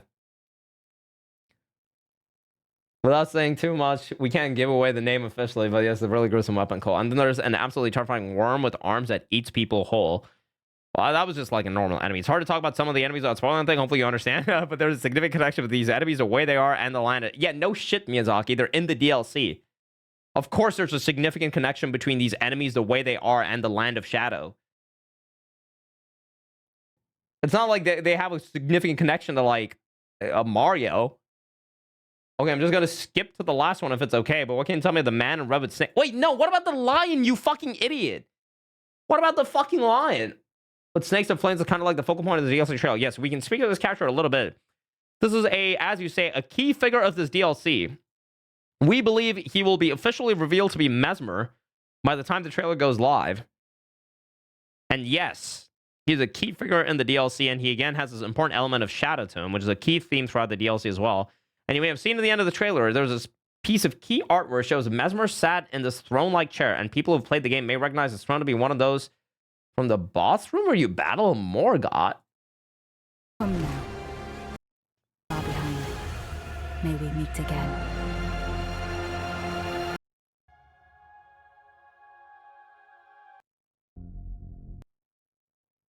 Oh shit, yeah, that is the fucking the throne. That is the Elden throne.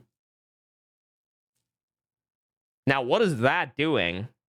So, okay, this is a parallel universe then, right? It's just a parallel universe. And I'm assuming, okay, so I'm assuming this game is going to be the size of, like, Limgrave, Liurnia, and Altus Plateau, right? I think that's how much content we're going to get.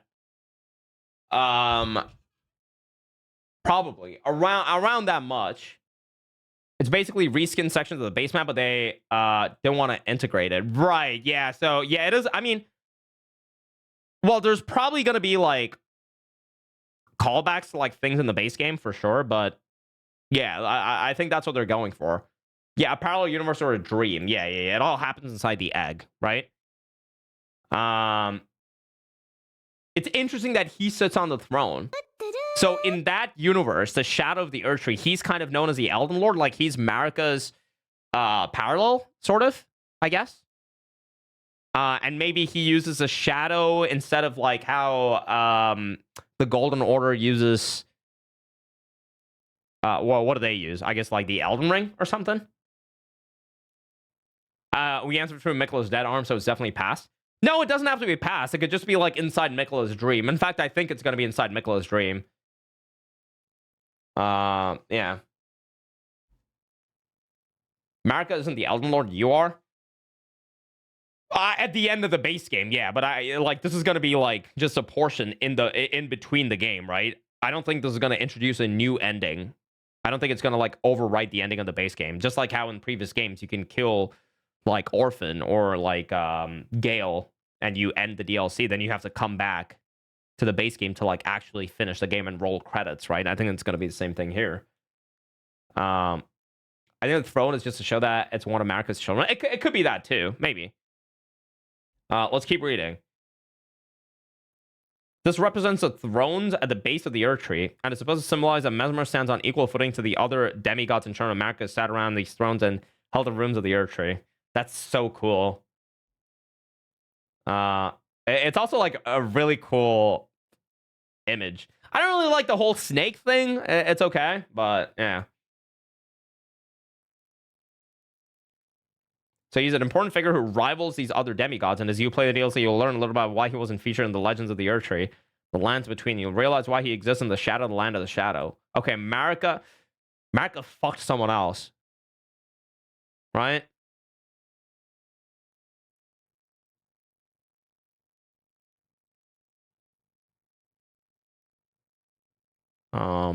Is that it? Oh, more. Switching gears for a second, one of the big news finds scenarios written by Jordan. Do you have any kind of role? Okay, the George question again. And if so, just out of curiosity, I've talked to him since the game has come out. Has he had any kind of reaction to the outstanding success of the game? The way George Martin's story has been incorporated is the same as it was with the base game with Elden Ring. And to avoid misunderstanding there, we just want to point out that he hasn't written anything exclusively and new for the sake of this DLC. But it would still be fair to say that he and his mythos that he created for us are involved in the creation of Shadow of the Erdtree in the same way. And the reason for that is that in the making of the base game, we took from the mythos, but we only took one part of it. We took from a part that created the story of Elden Ring and created the world that we wanted to envision. And the Shadow of the Erdtree is yet another part of that original mythos that he wrote, and that has inspired us to create the story of this DLC. As for your second question, Mr. Martin and I have at least exchanged emails since the release of Elden Ring, but unfortunately we haven't been able to meet and speak in person. It's something I wanted to do since the release, to talk to him again, sharing our joy for the game, hopefully, but unfortunately he's just been so busy that we haven't had the chance yet. What's he been busy with, huh? It's not like he's like finishing any books. It's been... Why aren't you more busy, Miyazaki? It's been 2 years now since Elden Ring has launched, and much of the hardcore audience have already found the best game. They fought the hardest bosses, and there are such high levels that I imagine it must be difficult to come up with content and provide a challenge for those hardcore fans without making it too hard for some of the more casual Elden Ring players. So with that all that said, how do you approach difficulty with the DLC such as this? Our general approach to DLC has of course not changed with Elden Ring. We want to create a challenging experience that tests the players and gives them a feeling of satisfaction and accomplishment when they get through these struggles. However, we do want to stress that there's still a freedom of approach and the breadth of strategy to these encounters. House of Dragon keeps them busy. New season this year. Is he writing House of Dragons? Didn't he already like write that shit? And that means both how you approach them if you want to face these challenges, or come back to them later and circumvent them and find another way around and come back when you're ready. The same philosophy is taken in Shadow of the Erdtree, and again to our more hardcore players. They will find optional bosses who have been tuned in a similar way to the likes of Millennia, who I'm sure you remember from the base game, were not crucial. Okay. Optional bosses who have been tuned in a similar way to the likes of Millennia. Very interesting. Usually they give you Charmless debuff? What do you mean? It's based on a book key. Oh, does he actually do stuff for the show? I didn't know that. Oh, God. Yeah, you might remember her. They're not crucial to the completion of the DLC, but they're an optional extra to help challenge for those who are so inclined. Okay, very cool. Optional bosses. That said, there may not be another boss. That said, there may not be another boss on exactly the same level as Millennia, but we feel like this is somewhere that we paid close attention to. This level of challenge and offering the same level of freedom. We hope that players are able to blossom in the Land of Shadow in the same way that they were in the Lands Between. Actually, I want to redress that. It's not the fact that it's only a lesser level than Millennia, but we have prepared bosses on that with that similar mindset within the DLC area. Ones that will challenge the player and hopefully be as memorable as Millennia was. The fuck? He just like said a lot of things with Millennia.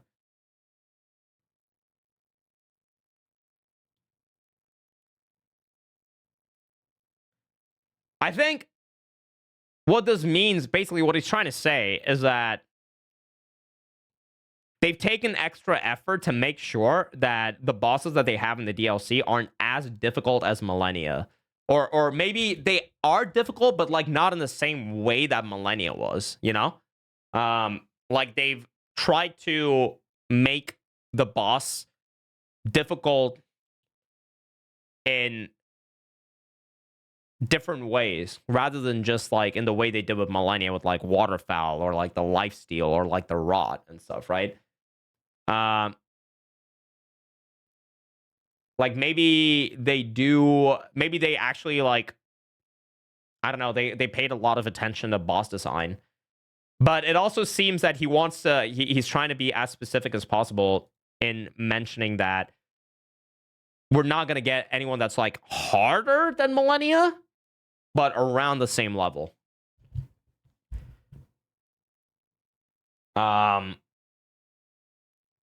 Final question on the topic of Shadow of the Erdtree, but do you envision this as the end of Elden Ring story? Is there room for more DLC or in Elden Ring 2? We don't want to say this is the end of the Elden Ring saga for now. I think we said a similar thing at the end of Dark Souls 3. We don't want to flatten those possibilities or put a pin in them just at that time. And it's a similar story with Elden Ring.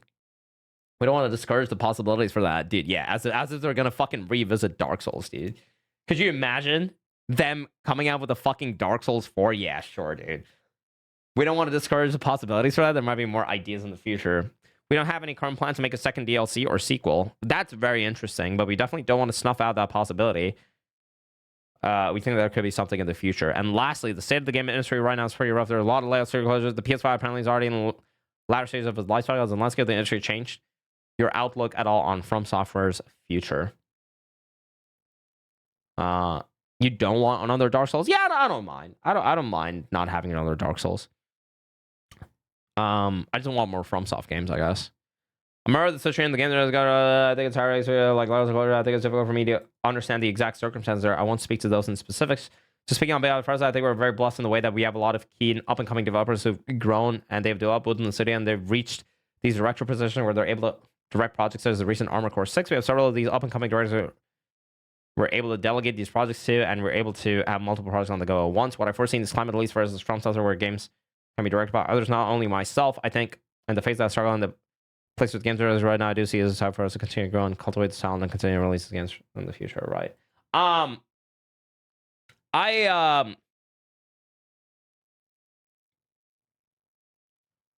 The music from the trailer wasn't really the most memorable. It was okay, but is this from the game or is this from the DLC? Oh, this is just from the game. Like, where do you get like the DLC specific ones? Oh, it's like all the way here. I see. They just like added it to images.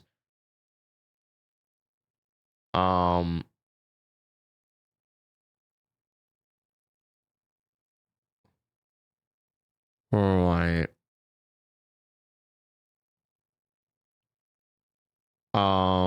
Yeah, we saw these. I think this is gonna be a boss. In fact, I wouldn't be surprised if this is like Mikola, that you have to like fight in the end, like a corrupted version or something. But now that it's got like a whole, like there's so much focus on Mikola and Mikola being in the dream, I'm not entirely certain if this is Godwin anymore. Because I thought that this might have been Godwin because of the Deathlight and the lightning. But yeah. Since it's like a parallel universe that's happening inside the whole thing. I mean, it still could be. I don't know. It's definitely a phase 2 of a boss. This? No, I think this is a phase 1. Phase 2 is going to be when he like gets rid of the mask. Yeah, it's probably an omen.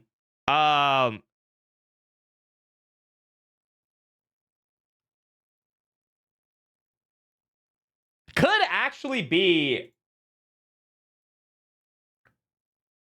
I wonder if it's got something to do with this guy. Like he maybe transforms into this or something. I don't know. Or maybe not. Yeah, I don't know. Japanese interview has some interesting content. Thank you. Hold on. By the way, in the video, if you pause it right moment, you can see 2 people inside the mask. It's a guy standing on another guy. You should check out. Send me the timestamp to it.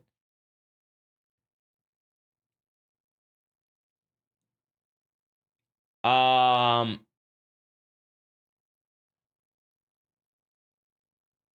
how am I like? Okay, do we just use like Google Translate? Like, well, what does it have that's interesting? Tell me. Hey Zix, thank you for the follow, dude. Yeah, his hands do look like Mikola's in the cocoon, but it's also just like a shriveled hand, and all shriveled hands probably like look like that. I'm using Chromodon and Amblock so that I can watch my own YouTube videos and get myself money, infinite money glitch.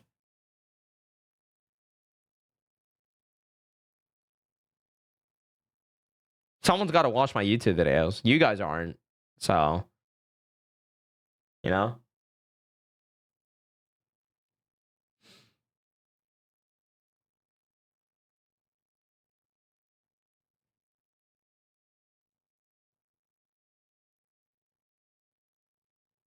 The old guy's a man in the painting. Yeah, I know. I already called that out. I don't know what's happening in the painting, but yeah, the old guy's a guy in the painting for sure. You still post those? I'm posting shorts, dude. Talk about the Lion and Dragon Armor boss. Yeah. Let me see what's relevant here.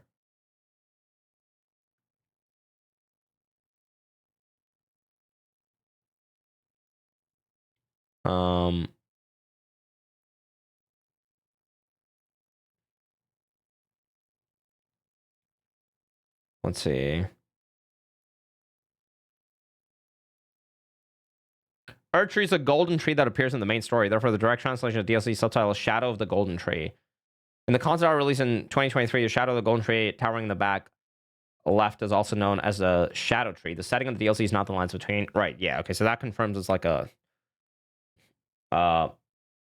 completely like different thing.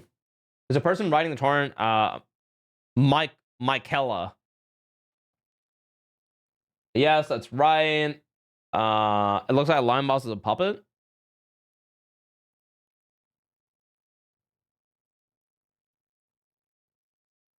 A lot of information is revealed, so tell us about it. You said earlier that Queen Marika's past will be told. Timeline will be the same as the main story. It is not set in the distant past or future. That's awesome. Okay. Yeah. So, I mean, that confirms it, right? I think the past of the Lands of the Shadows and Queen Marika will be told in the same way as the history of the Shadow War in the main story. The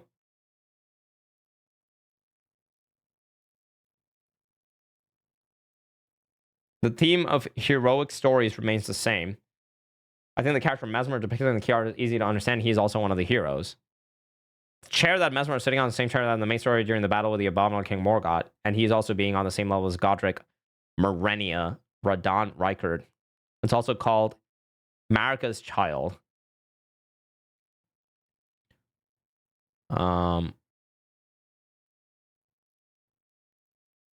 Wait, where did Martin show up from? Wait, is George in the interview? Oh shit, sudden bait and switch.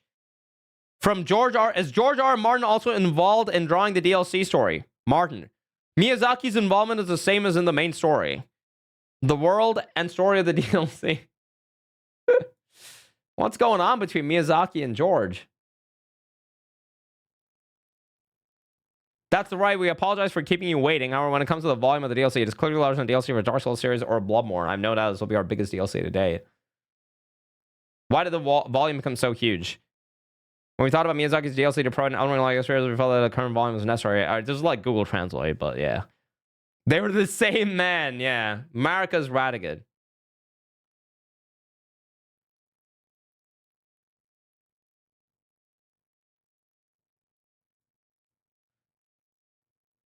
How do you access that area? The entrance is either a large cracked cocoon. Also, in order to go to the field of this DLC, you need to defeat Morg, Lord of Blood, and Radon. Huh?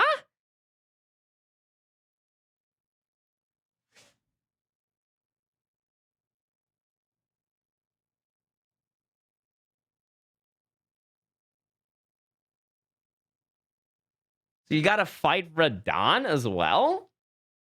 You don't trust any of this info? Is this like a is this like a verifiable source?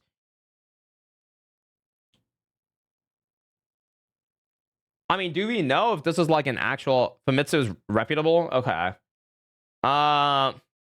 Maybe we need to go to Nexella. See, now it's getting to the point where it's gonna be so fucking annoying to do. Like, just if this is actually true, like even like defeating Moog in itself, I think it's okay. Cause sure, you can like it's kind of cool that she can like you have to do the Vari quest line to get there. But now you also have to go to fucking like Kaled and like do Radon. It starts getting like you're thinking like if you're doing challenge runs or like speedruns or whatever, it's like gonna take like I don't know, fucking an hour or something, right? Famitsu is the biggest Japanese game magazine. Ugh. The DLC difficulty is on par with late game. For a casual player, you need a gated behind late game cuts so catchers are appropriately leveled. I mean, I suppose. I don't know.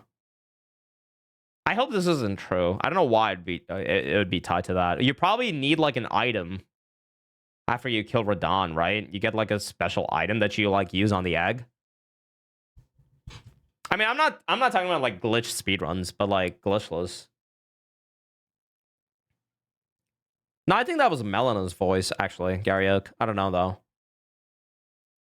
Oh my god, yeah, you need a trigger. Well, I mean, triggering the festival, like, doesn't matter much, because you have to go to Altus anyway if you're doing Vari's quest line. It is a little annoying that they gated behind Radon, though. Because initially, I was thinking you could just go up the precipice and fight Makar. Maybe you need something from the Eternal City. Oh, God. Dude. I mean, for a first playthrough, it's great, right? Even for, like, casual challenge runs, I think it's okay, because worst case, you can just start at, like, the egg. You know? Like, you can cheat stuff in. It's not that big of a deal. But, like, for speedruns specifically, it's gonna be so fucking annoying. Like, hitless as well, it'll be annoying if you have to... Like, just the setup time it takes for hitless. There's no any percent plus DLC speedrun category. I know, but I wanted to make it a thing. You're planning on starting a new character? I will have my new character set up. We'll do an entire playthrough where we finish like base game content, and if you guys want, you can like play along together as well. Check this out. Look at the legs and hands inside the clothes. Yeah, hold on, let me see. With Asana, Fuck!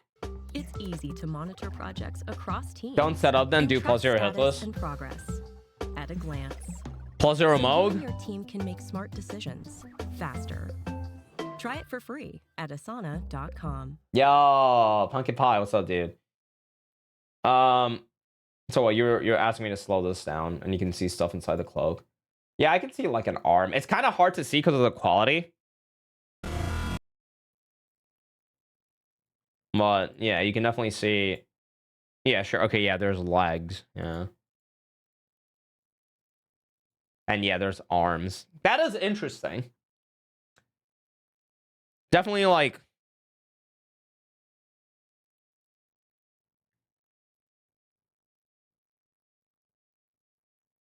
You think it's fucking Godric?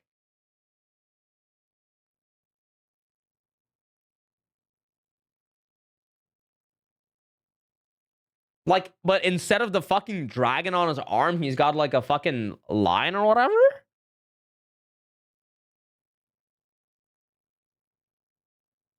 Like, cause it's like the shadow? You think it's a version of Morgott? Doesn't look like Deathblight? More like Bestial Incant? Wait, you think this doesn't look like Deathblight? Oh, you know what? You're actually right. That isn't Deathblight, is it? Because it's not got yellow. Yeah, that does look like a Bestial Incant. You're right. You're right. It's also got no shades of yellow. Yeah, so that okay. That's not Godwin then for sure. I thought initially that was Deathblight, but yeah. So, huh? I still feel. I mean, surely there's got to be like a Godwin fight or something in the game, right? Yeah, how to invest in stocks bookmarked. Yes, that was before I became a streamer.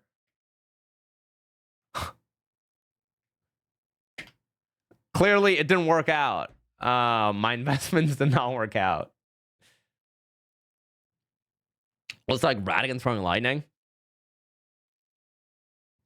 This is boss 2 bosses. I mean, it's 2 phases. I don't know what you mean by 2 bosses. Clear goddamn bookmarks. Keep your eyes on the fucking screen, all right? Elizabeth, thank you for the follow.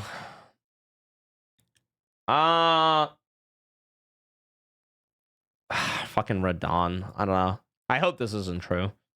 Maybe it's not a big deal. I don't know. But right now, it just like sounds tedious. We can play from the second half of the main story. Will the difficulty level be higher? That's right. I think the parametric difficulty level will be based on the latter half of the main story. Fundamentally, okay.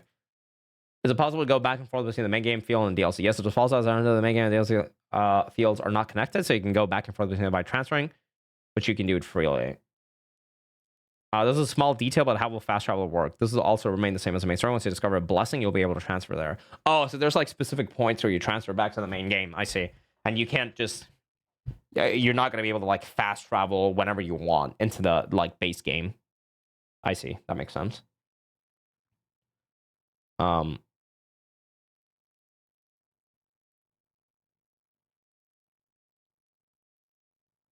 Blessing equals grace. Yeah. Your stocks and workout, you learn how to scream to become a streamer. And then there's my Amazon link from 6 years ago to where I was trying to buy taro powder.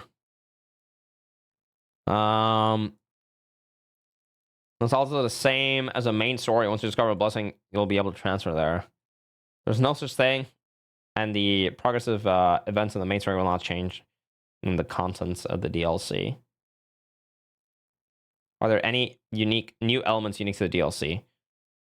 Level up elements limited to DLC have been added. Level up elements limited to DLC have been added. No idea what that means, but it's interesting. I think it's easy to understand if you meant something like offensive power in Sekiro. Oh, very cool. But apart from the conventional levels, there's offensive power that is only effective in the DLC. Yo, that's actually really interesting. That's very different. So there's going to be things like memories, but they're only going to be active in the DLC. I wonder how that works.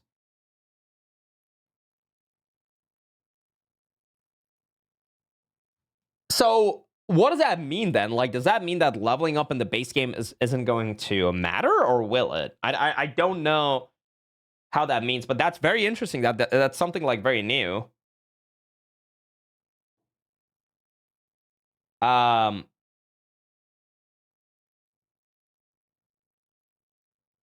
No, if it was prosthetics, they would just mention prosthetics. Very interesting. Prepare for the freedom to challenge threats that I mentioned earlier, and allows you to say things like, this boss is tough, so let's explore another area and try again after becoming stronger. This makes it easier to experience even at high levels. Okay, so it's like meant to be like a way to help you in case you get hard stuck.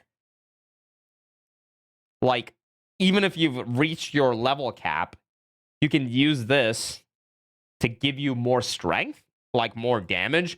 Maybe it's like the memories in Sekiro, but like it's up to you whether you want to use it or not, right? Like if the player wants to, you can. I don't see why you wouldn't use it, but I'm sure there's like categories. There's going to be categories where you don't use it. It's interesting though. Yeah, for people who don't come in with like endgame characters, yeah, read the line under it. On the other hand, by suppressing the increase in offensive power, players will be able to experience the challenge of challenging threats at a lower level. Okay. Yeah, it's just weird to me that they specifically mentioned this, because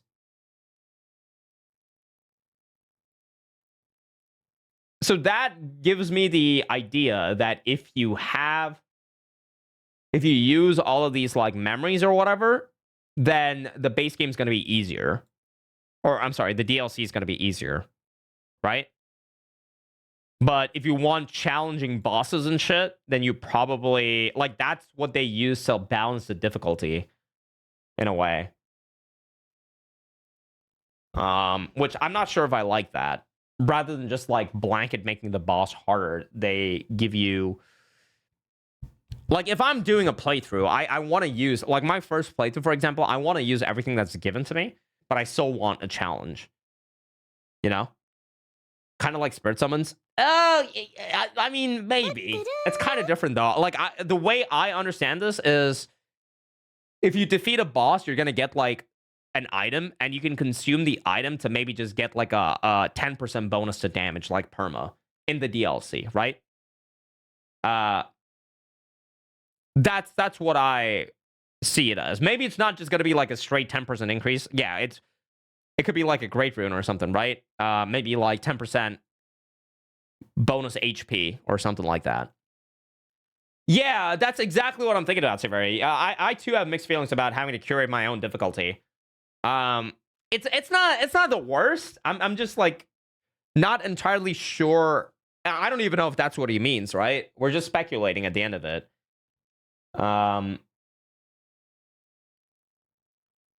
But maybe you consume the remembrance to get the power or the weapon. If it's something like that, that could be interesting. That could be very interesting, yeah. I just don't want it to get to a point where if you're challenge running the game, the DLC just ends up being completely trivial, like the bosses, you know?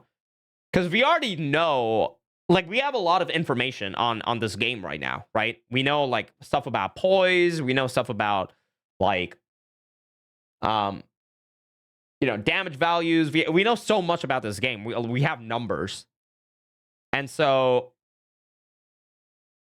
if the vanilla game isn't as, or I'm sorry, if the DLC gives you even more damage or whatever without rebalancing how strong the bosses are, then yeah, I don't know. But I'm just speculating. Who knows? Who knows? But yeah, in general, I don't like having to curate my own difficulty, right? I would much rather they give you different like difficulties that you can pick for the game from the get-go. Like an easy mode and a medium mode, a hard mode. I would much rather that as opposed to like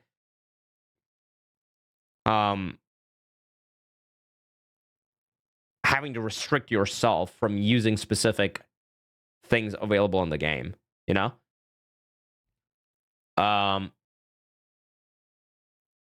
Bosses a mega combo, you use 0.5 second punishment. Well, that's a Souls game though. That's a core characteristic of a Souls game. I don't really expect that to be changed. Like if they do a new IP, then yeah. But for a Souls game, you're not. At least I wasn't expecting anything like revolutionary, especially for DLC. Being able to curate it yourself is one of your favorite things about Souls games, to be honest. For like multiple playthroughs, yeah. I don't think you understand what I'm saying. I guess like for a first playthrough, I would just like. I don't want to feel bad about steamrolling the bosses just because I use the things that were given to me, right? And like this kind of reads like he's saying that they haven't overtuned the bosses to match up with you being able to use all the abilities given to you.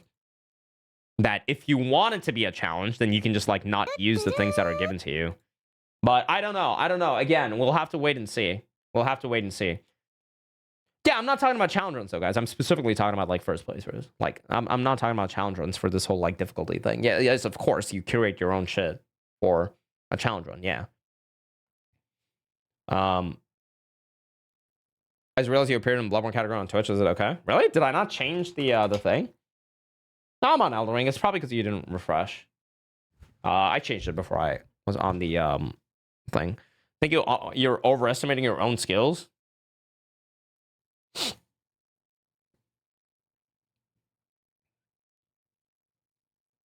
Okay. You do that in Dark Souls, though, you can just one-shot boss if you use all the tools available. Not for something as significant as, like, what they're saying here. Like, you need to, like, curate your build to be, like, really good, right? On a first playthrough, are you going to, like, one-shot bosses on your first playthrough where you don't know anything? Can you show the link to the enemy? Yeah, sure. I just use anything and everything to just have the experience, and for subsequent playthroughs, I can fine-tune. Yeah, but that's what I'm saying. If I want to use anything and everything, like right now, I feel like the DLC is going to be super easy if I use everything that's given to me. That it's not going to be as difficult as endgame of Elden Ring. You know? You're assuming it's that significant? Yeah, I know. I could be wrong. For sure, I could be wrong. 8 new weapon types. There are also additions to existing weapon types. What kind of weapons will be added in the DLC? First of all, we have a direction that is relatively close to the classics, such as the large Japanese sword, the large sword, and the Gateken. What's a Gateken, chat? We also have a direction that's more distinctive and highly novel. For example, it might be a fighting game inspired by a monk. Oh, shit. Dude, that's so sick. So we might actually be getting a monk class. Or something like a dueling shield that combines offense and defense. There are also throwing daggers where all attacks are thrown. Fuck yeah, let's go, dude. That actually, all of that sounds so good. I think even those who have already used the weapon types in the main story will find it refreshing and enjoyable. That sounds sick. I just don't know how they're gonna build it though, because it's not gonna be a new class that you pick, right? Because he would have mentioned if he had new classes. Or are they going to add new classes? I don't know. I didn't read anything about like new classes. It's all about like weapons. How do you balance main game with DLC weapons? Yeah, well, that's what I was asking about. You know, I don't think it's that difficult to balance the DLC like weapons, to be honest.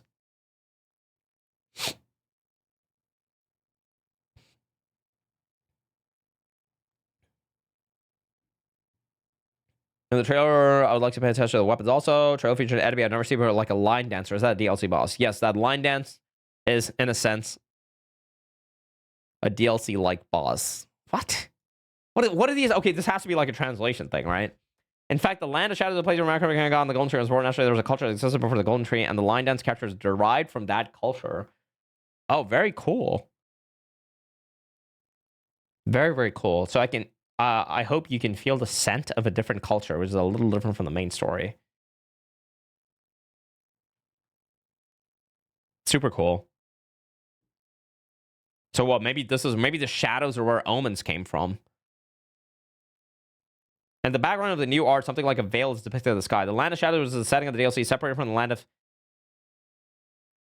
the lands between, which is the setting of the main story. It has the image of being separated and hidden from the outside world, and the veil is also a symbol of this. Will I be able to see the special ending if I clear the DLC area? There is no one where the end... Okay, so he's saying, okay, there's no ending in the DLC where the end credits play. Right, sure. So you have to go back into the base game and finish the game. However, the clearing of the DLC has been adjusted to make it clear, and there are some small effects that will make you feel that way. So there's probably like a cutscene, just like all the other DLCs. After the DLC is released, will there be any DLC or other content created? No, as of now, no. Does that mean that everything in Elden Ring is complete? I may have said the same thing about Dark Souls 3, but I won't make any statements that would close off future possibilities. Bundle version that includes the main game. I'd be very happy if someone took this opportunity to play Elden Ring for the first time. I think it'd be a good idea to have players complete the main story before the DLC is released. Bitter smile.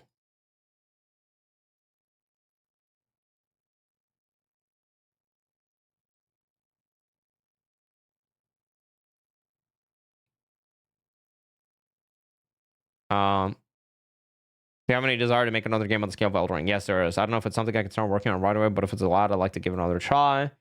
Yeah, I wonder what they're going to do after this.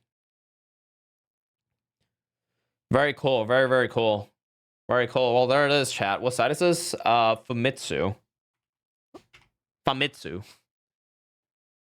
Damn.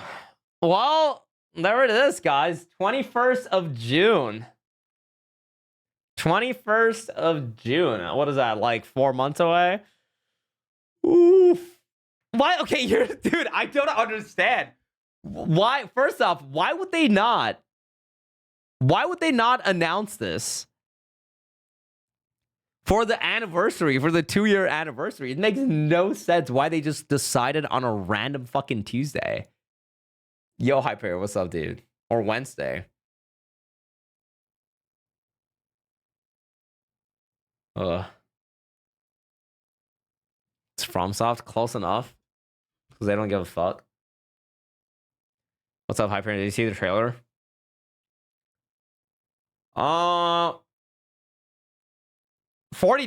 right? I don't know, man. I feel like right now I'm going into this very excited, but I feel like we're not gonna get as much content as people were hoping for. There's gonna be content, but I think, like, I'm just, my personal feeling is that for like, people might not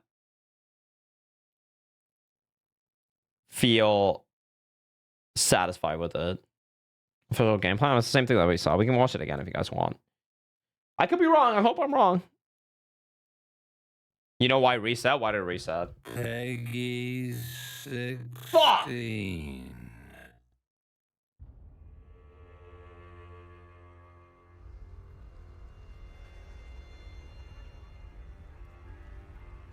Pure and radiant, he wields love to shrive clean the hearts of men.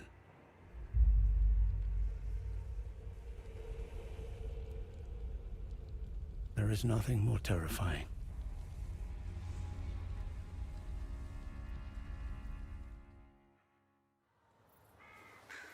Yeah, it's a good trailer.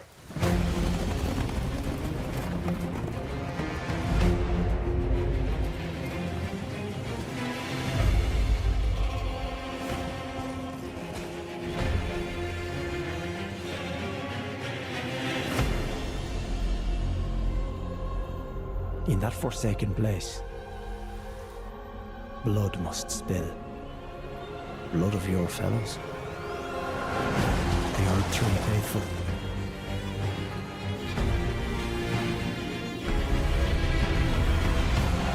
They were never saints. They just happened to be on the losing side of a war.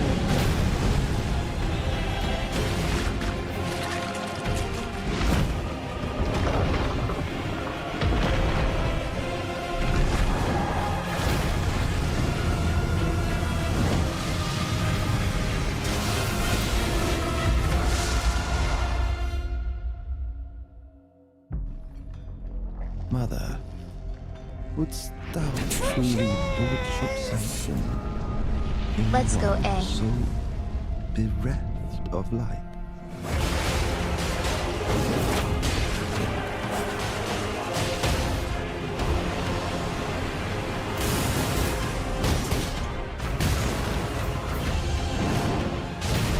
I presume you, too, are keen to know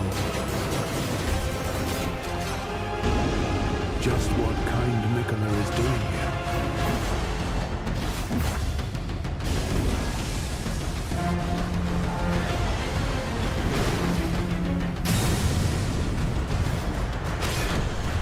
Those stripped of the race of gold shall all meet death in the embrace of Vesma's flame.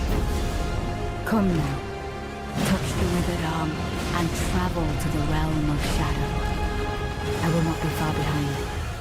May we meet again. Holy shit! You already know I'm gonna do a new kick only. Though, it might actually be way easier. It's gonna be so easy. Yeah, I know, right? Monk thing? Yeah, the monk thing is super cool. But I don't think it's gonna be a new class, though, is the thing. So I doubt you'd actually be able to use. But it's just gonna be like a weapon. Yo, Oscarov, dude, thank you so much for the 4 months. Thank you, thank you. How are you? Thank you, dude. Can we talk a little bit more about the redheaded guy, which is probably Mikola with dragon eyes wielding the blood flame? Instead of summoning it like every dude who's using it. Wait, this guy? No, I don't. That's not. I don't think this guy has anything. Like, he's not Mikola. Is that a duo boss at 147? It could be, but there's actually 3 people. There's 1. There's 2. And there's a 3rd guy right here. So it's not a duo boss. If anything, it's a trio boss, or it's like it's a normal enemy. But the reason why I don't think it's a boss is because normally, isn't like when you open a door to a boss arena, does the exit not get covered by a fog gate? So it probably is a normal enemy. I don't think that's a fog wall.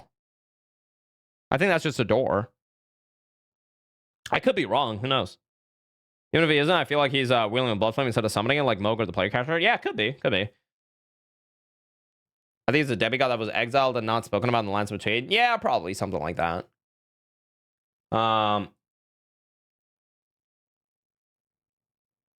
The reason, I mean, Mikola does have connections to Godwin. Like, Mikola tried so much to heal Godwin when Godwin was taken in by the Blight. Like that, there's a whole lore point there. So I don't know. We might still be able to see Godwin.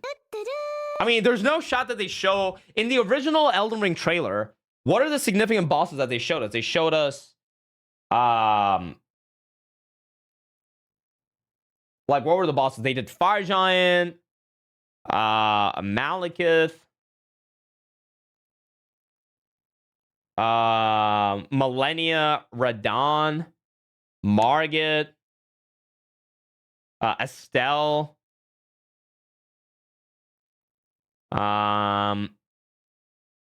but they didn't have Moog, they didn't have Radigan, they didn't have Elden Beast, right? Yeah, they had Godfrey and Godric, yeah. Renala too, I guess. I think they had Renala. I can't remember. They had Rykard as well. Okay, they did have most of the Remembrance bosses. They didn't have, like, the final boss of the base game. And what are some other, like, significant optionals? Like Moog. They didn't have Moog. Is Moog and Godwin's already dead at this time? Yeah, but maybe Mikola went here to, like, try and find a way to, like, revive Godwin or something, you know? So maybe there's, like, a shade of Godwin that we fight or something. I'd be surprised if they actually don't have, like, an encounter with Godwin or something, considering he's, like, such a critical character in, like, the main story. Yeah, no Answer Spirit, no Placid Deus Ex, true. Yeah, Placide's a big one that's not in there. Well, they didn't say that. They said that they don't really have plans for another expansion. They don't show final boss in all their previous announced trailers. Why would they start now? Well, for the base game. That's what I was comparing with the base game reveal, right?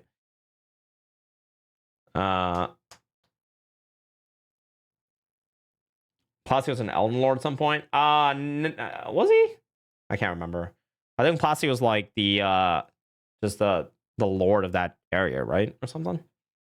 I don't know. I can't remember now. Did they have Rykard? They had the cutscene with Rykard. And I think they had phase 1 Rykard, maybe? I can't remember. But they had like the cutscene with Rykard with the him curled up like a fist. And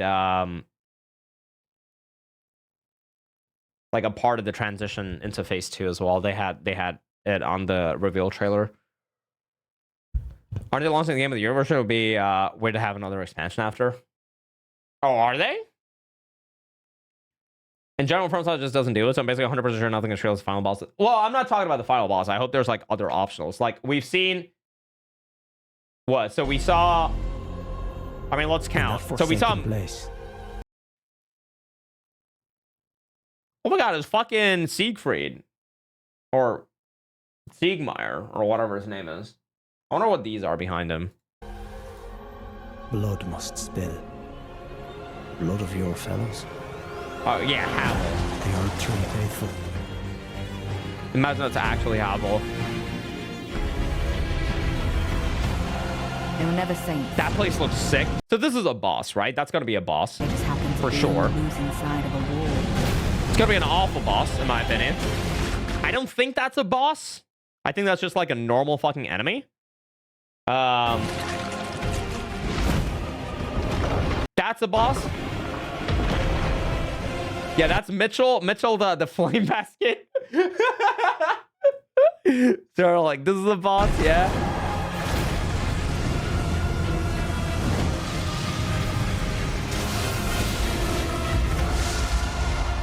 Mitchell fire bucket. Mother. This guy's gonna be a boss, yeah, Mesmer. So that's 3. In one so bereft of light.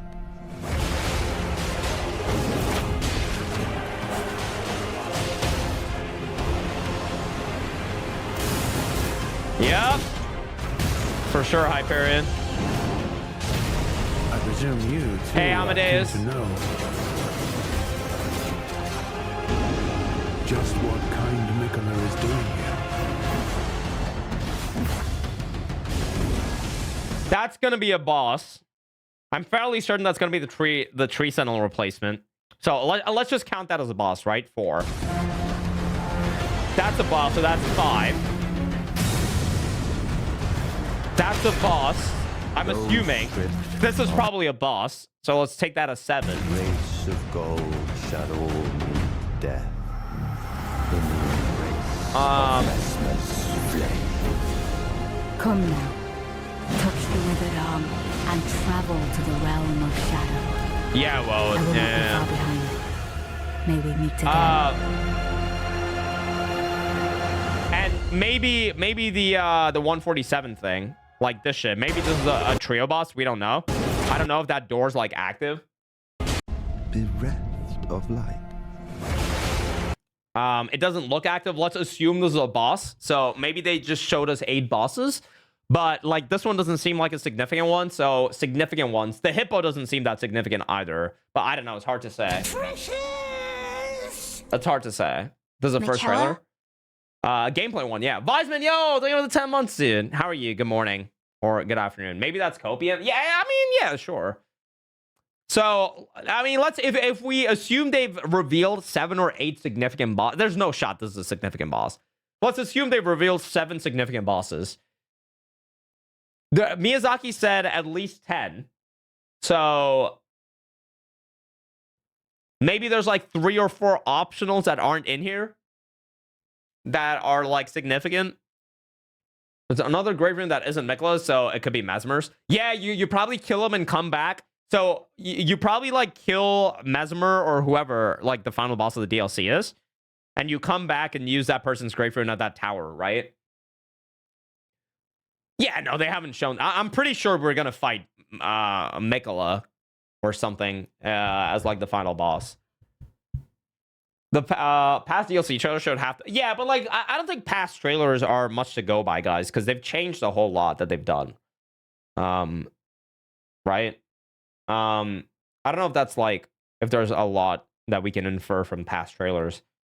Clearly, they've changed a lot of what they normally do. Like, past DLCs came out in, like, within 8 months as well. And this one took 2 years. More than 2, actually.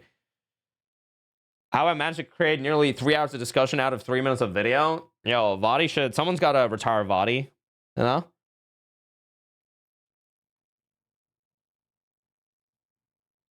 If you got to kill Godric and Moog, it won't matter because you always have to just get into the DLC. Yeah, but, like, in an article we read, apparently you also have to kill Radahn to get into the DLC. It's interesting. Which, I mean, personally, I'm not a big fan of. But it's okay. We all know which boss I'm looking forward to the most. I'm going to do my best to describe them because I don't know the names of them. First off, there's like a giant basket of flaming kindling. So the giant, right? This giant basket of flame, as you so eloquently put it, Mitchell was a terrible... Wait, that's its name? Mitchell? Was a terrible weapon you used in a war that occurred in the Land of Shadow, basically. So again, without saying too much, we can't give away the name just yet officially. Mitchell confirmed. But yes, it was a really Mitchell the flame basket was used, and the kindling that you see is actually the remains of bodies that were put in there to burn. So that's there's that friendly fellow. There'll be 8 new weapon types. So it has nothing to do with the giants. It's just like used in a war. Which is probably why the concept art, we saw like other enemies. Mitchell the flame basket. Around. Oh. Mitchell's the guy that's doing the interview. Dude, I swear I was so confused. Dude, fucking like, piece of shit, Mitchell. God damn it, bro. Dude, I didn't know. Listen, chat. There it is, guys. The Elden Ring DLC. 21st of June. So, okay, hold on. March is good. There's nothing happening. I mean, Dragon's Dogma 2 is coming out. April, I don't know what's coming out. May, I don't know what's coming out. I don't think there's anything happening April, May. There might be, I'm not sure. But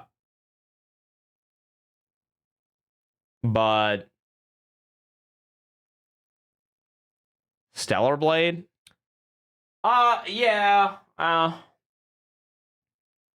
And then we got to get ready for June 21st. So I guess I'll come back to Elden Ring either end of May or like at the start of June. I'm not that interested in Rise of the Ronin. I don't know. Maybe like if other people play it and it looks good, I'll think about it. How about in May? We have you come out to your parents, the streamer. Dude, you know what's actually crazy? This DLC is gonna stop me from visiting my mom and dad. In July, because I was planning on going back in July. Because my brother is going back with his with his wife, and so they asked me if I can come along as well because they want to do like a little ceremony or whatever. Because he hasn't been back since he married her, and so I was thinking, okay, I'll go back for like a week, and just show my face or whatever, and like come back. But no, I'm not fucking going, dude. I'm not going. Late July. Fuck, but that kind of means that they're gonna come and visit me. I don't know. Oh yeah, Helium, that sucks, dude. Yeah, Randy. Te quiero mucho, muchacha bonita. Gracias. Yo también. Sorry, Microsoft Business came up. I'll just tell them something happened with my visa. I don't know. Your mom's gonna cry. Dude, okay, like what am I meant to do? What am I supposed to do, guys? I can't like leave a month after the DLC comes out and like we're all gonna be like playing the game. Tell her the truth? What? You want me to tell her that I want to play a fucking video game? And so I can't come back? Take your PC to India? Dude, I'm not even gonna be able to stream from my house. I don't know what the internet situation is like. Do they know that you stream as a job now? Fuck no. You going home? I was planning on it, but now I'm not. I hate poor people. Marshall, goddamn, Here's Marshall. my little thanks for the hours of entertainment you've given me, people cozy. Jesus, Marshall. Yo, holy shit, bro. Damn, you didn't have to do that, man. Thank you so much, Marshall. Goddamn, put the credit card away, Marshall. Thank you. Thank you, dude. Speak some Hindi. Blat. It's very similar to Russian, actually. Yo, Marshall, thank you, dude. He paid for your plane ticket. You can go to your mom now. You were looking for any reason to get out of the trip. I know. I thought I would go because, like, now if I don't go, they're gonna come and visit me next year. Forget going home. Elden Ring DLC is more important. I know. Marshall, thank you. What the fuck, dude? You finally figured out PayPal? Yo, thank you. Thank you so much. I genuinely appreciate it. You didn't have to do that, man. That's a lot of money. Thank you. I didn't do anything to deserve that. Thank you, dude. Thank you. Thank you very much. I'll buy myself a pizza today in honor. It's the first meal I've had in 3 weeks. Cause no one else is as kind as you, Marshall. All right, no one else. You're the only one. Another parents will fuck up Ain's schedule for good. Another visit from my mom and dad will probably end my streaming career. Your family's more important. Yeah, I know. If they come, you'll complain more. I know. Chat, you can't expect me to go back home when the DLC's coming out. I mean, I could play offline. I could just like grind runs offline and then like I'll tell your mom you can't come home if you're scared to tell her. I'll tell her I'm your boss and you're too important to the company and let you go home. Yeah, mom, I'll let you know. If it's a whole month after release, you can definitely make it work. Nah, dude. Because like the first playthrough is going to take at least a week, if not 2. And then there's going to be like the second playthrough. I don't know, maybe not like a week or 2, but especially if I'll play it like 24/7. I don't know. We'll see. We'll see when it happens. I don't have to like decide now. All right, chat. I'm gonna call it here, guys. Thanks for chilling. I hope you guys enjoyed the stream, guys. I hope you guys enjoyed us reacting to the trailer together. You know, look at these guys. Fighting Cowboy, 12K watching. Koseki Bijou, Hololive, 7.1K. Ainrun, 500. Fuck! Chat, listen, it's been great. Mesmer is a smoldering butterfly counterpart. It was a great stream. How long have you been watching the stream and trailer for? Well, we've been talking about it for like 3 hours or something now. Thanks for chilling, chat. I hope you guys enjoyed it. I'll be back later tonight with more Bloodborne, guys. We'll do some more Deathless stuff. Fuck! I really want to play Elden Ring now. I really want to play Elden Ring now, but I don't know. I just have nothing to do in Elden Ring. That's a lie. No, I kind of do, but it just doesn't feel like there's much for me to do. Well, I don't know. Time to burn out on Elden Ring before the DLC or preparing character at the moment. Well, even if I play Elden Ring, I'm not gonna do like a character prep thing right now. I'll probably just do it after. Are there new mons?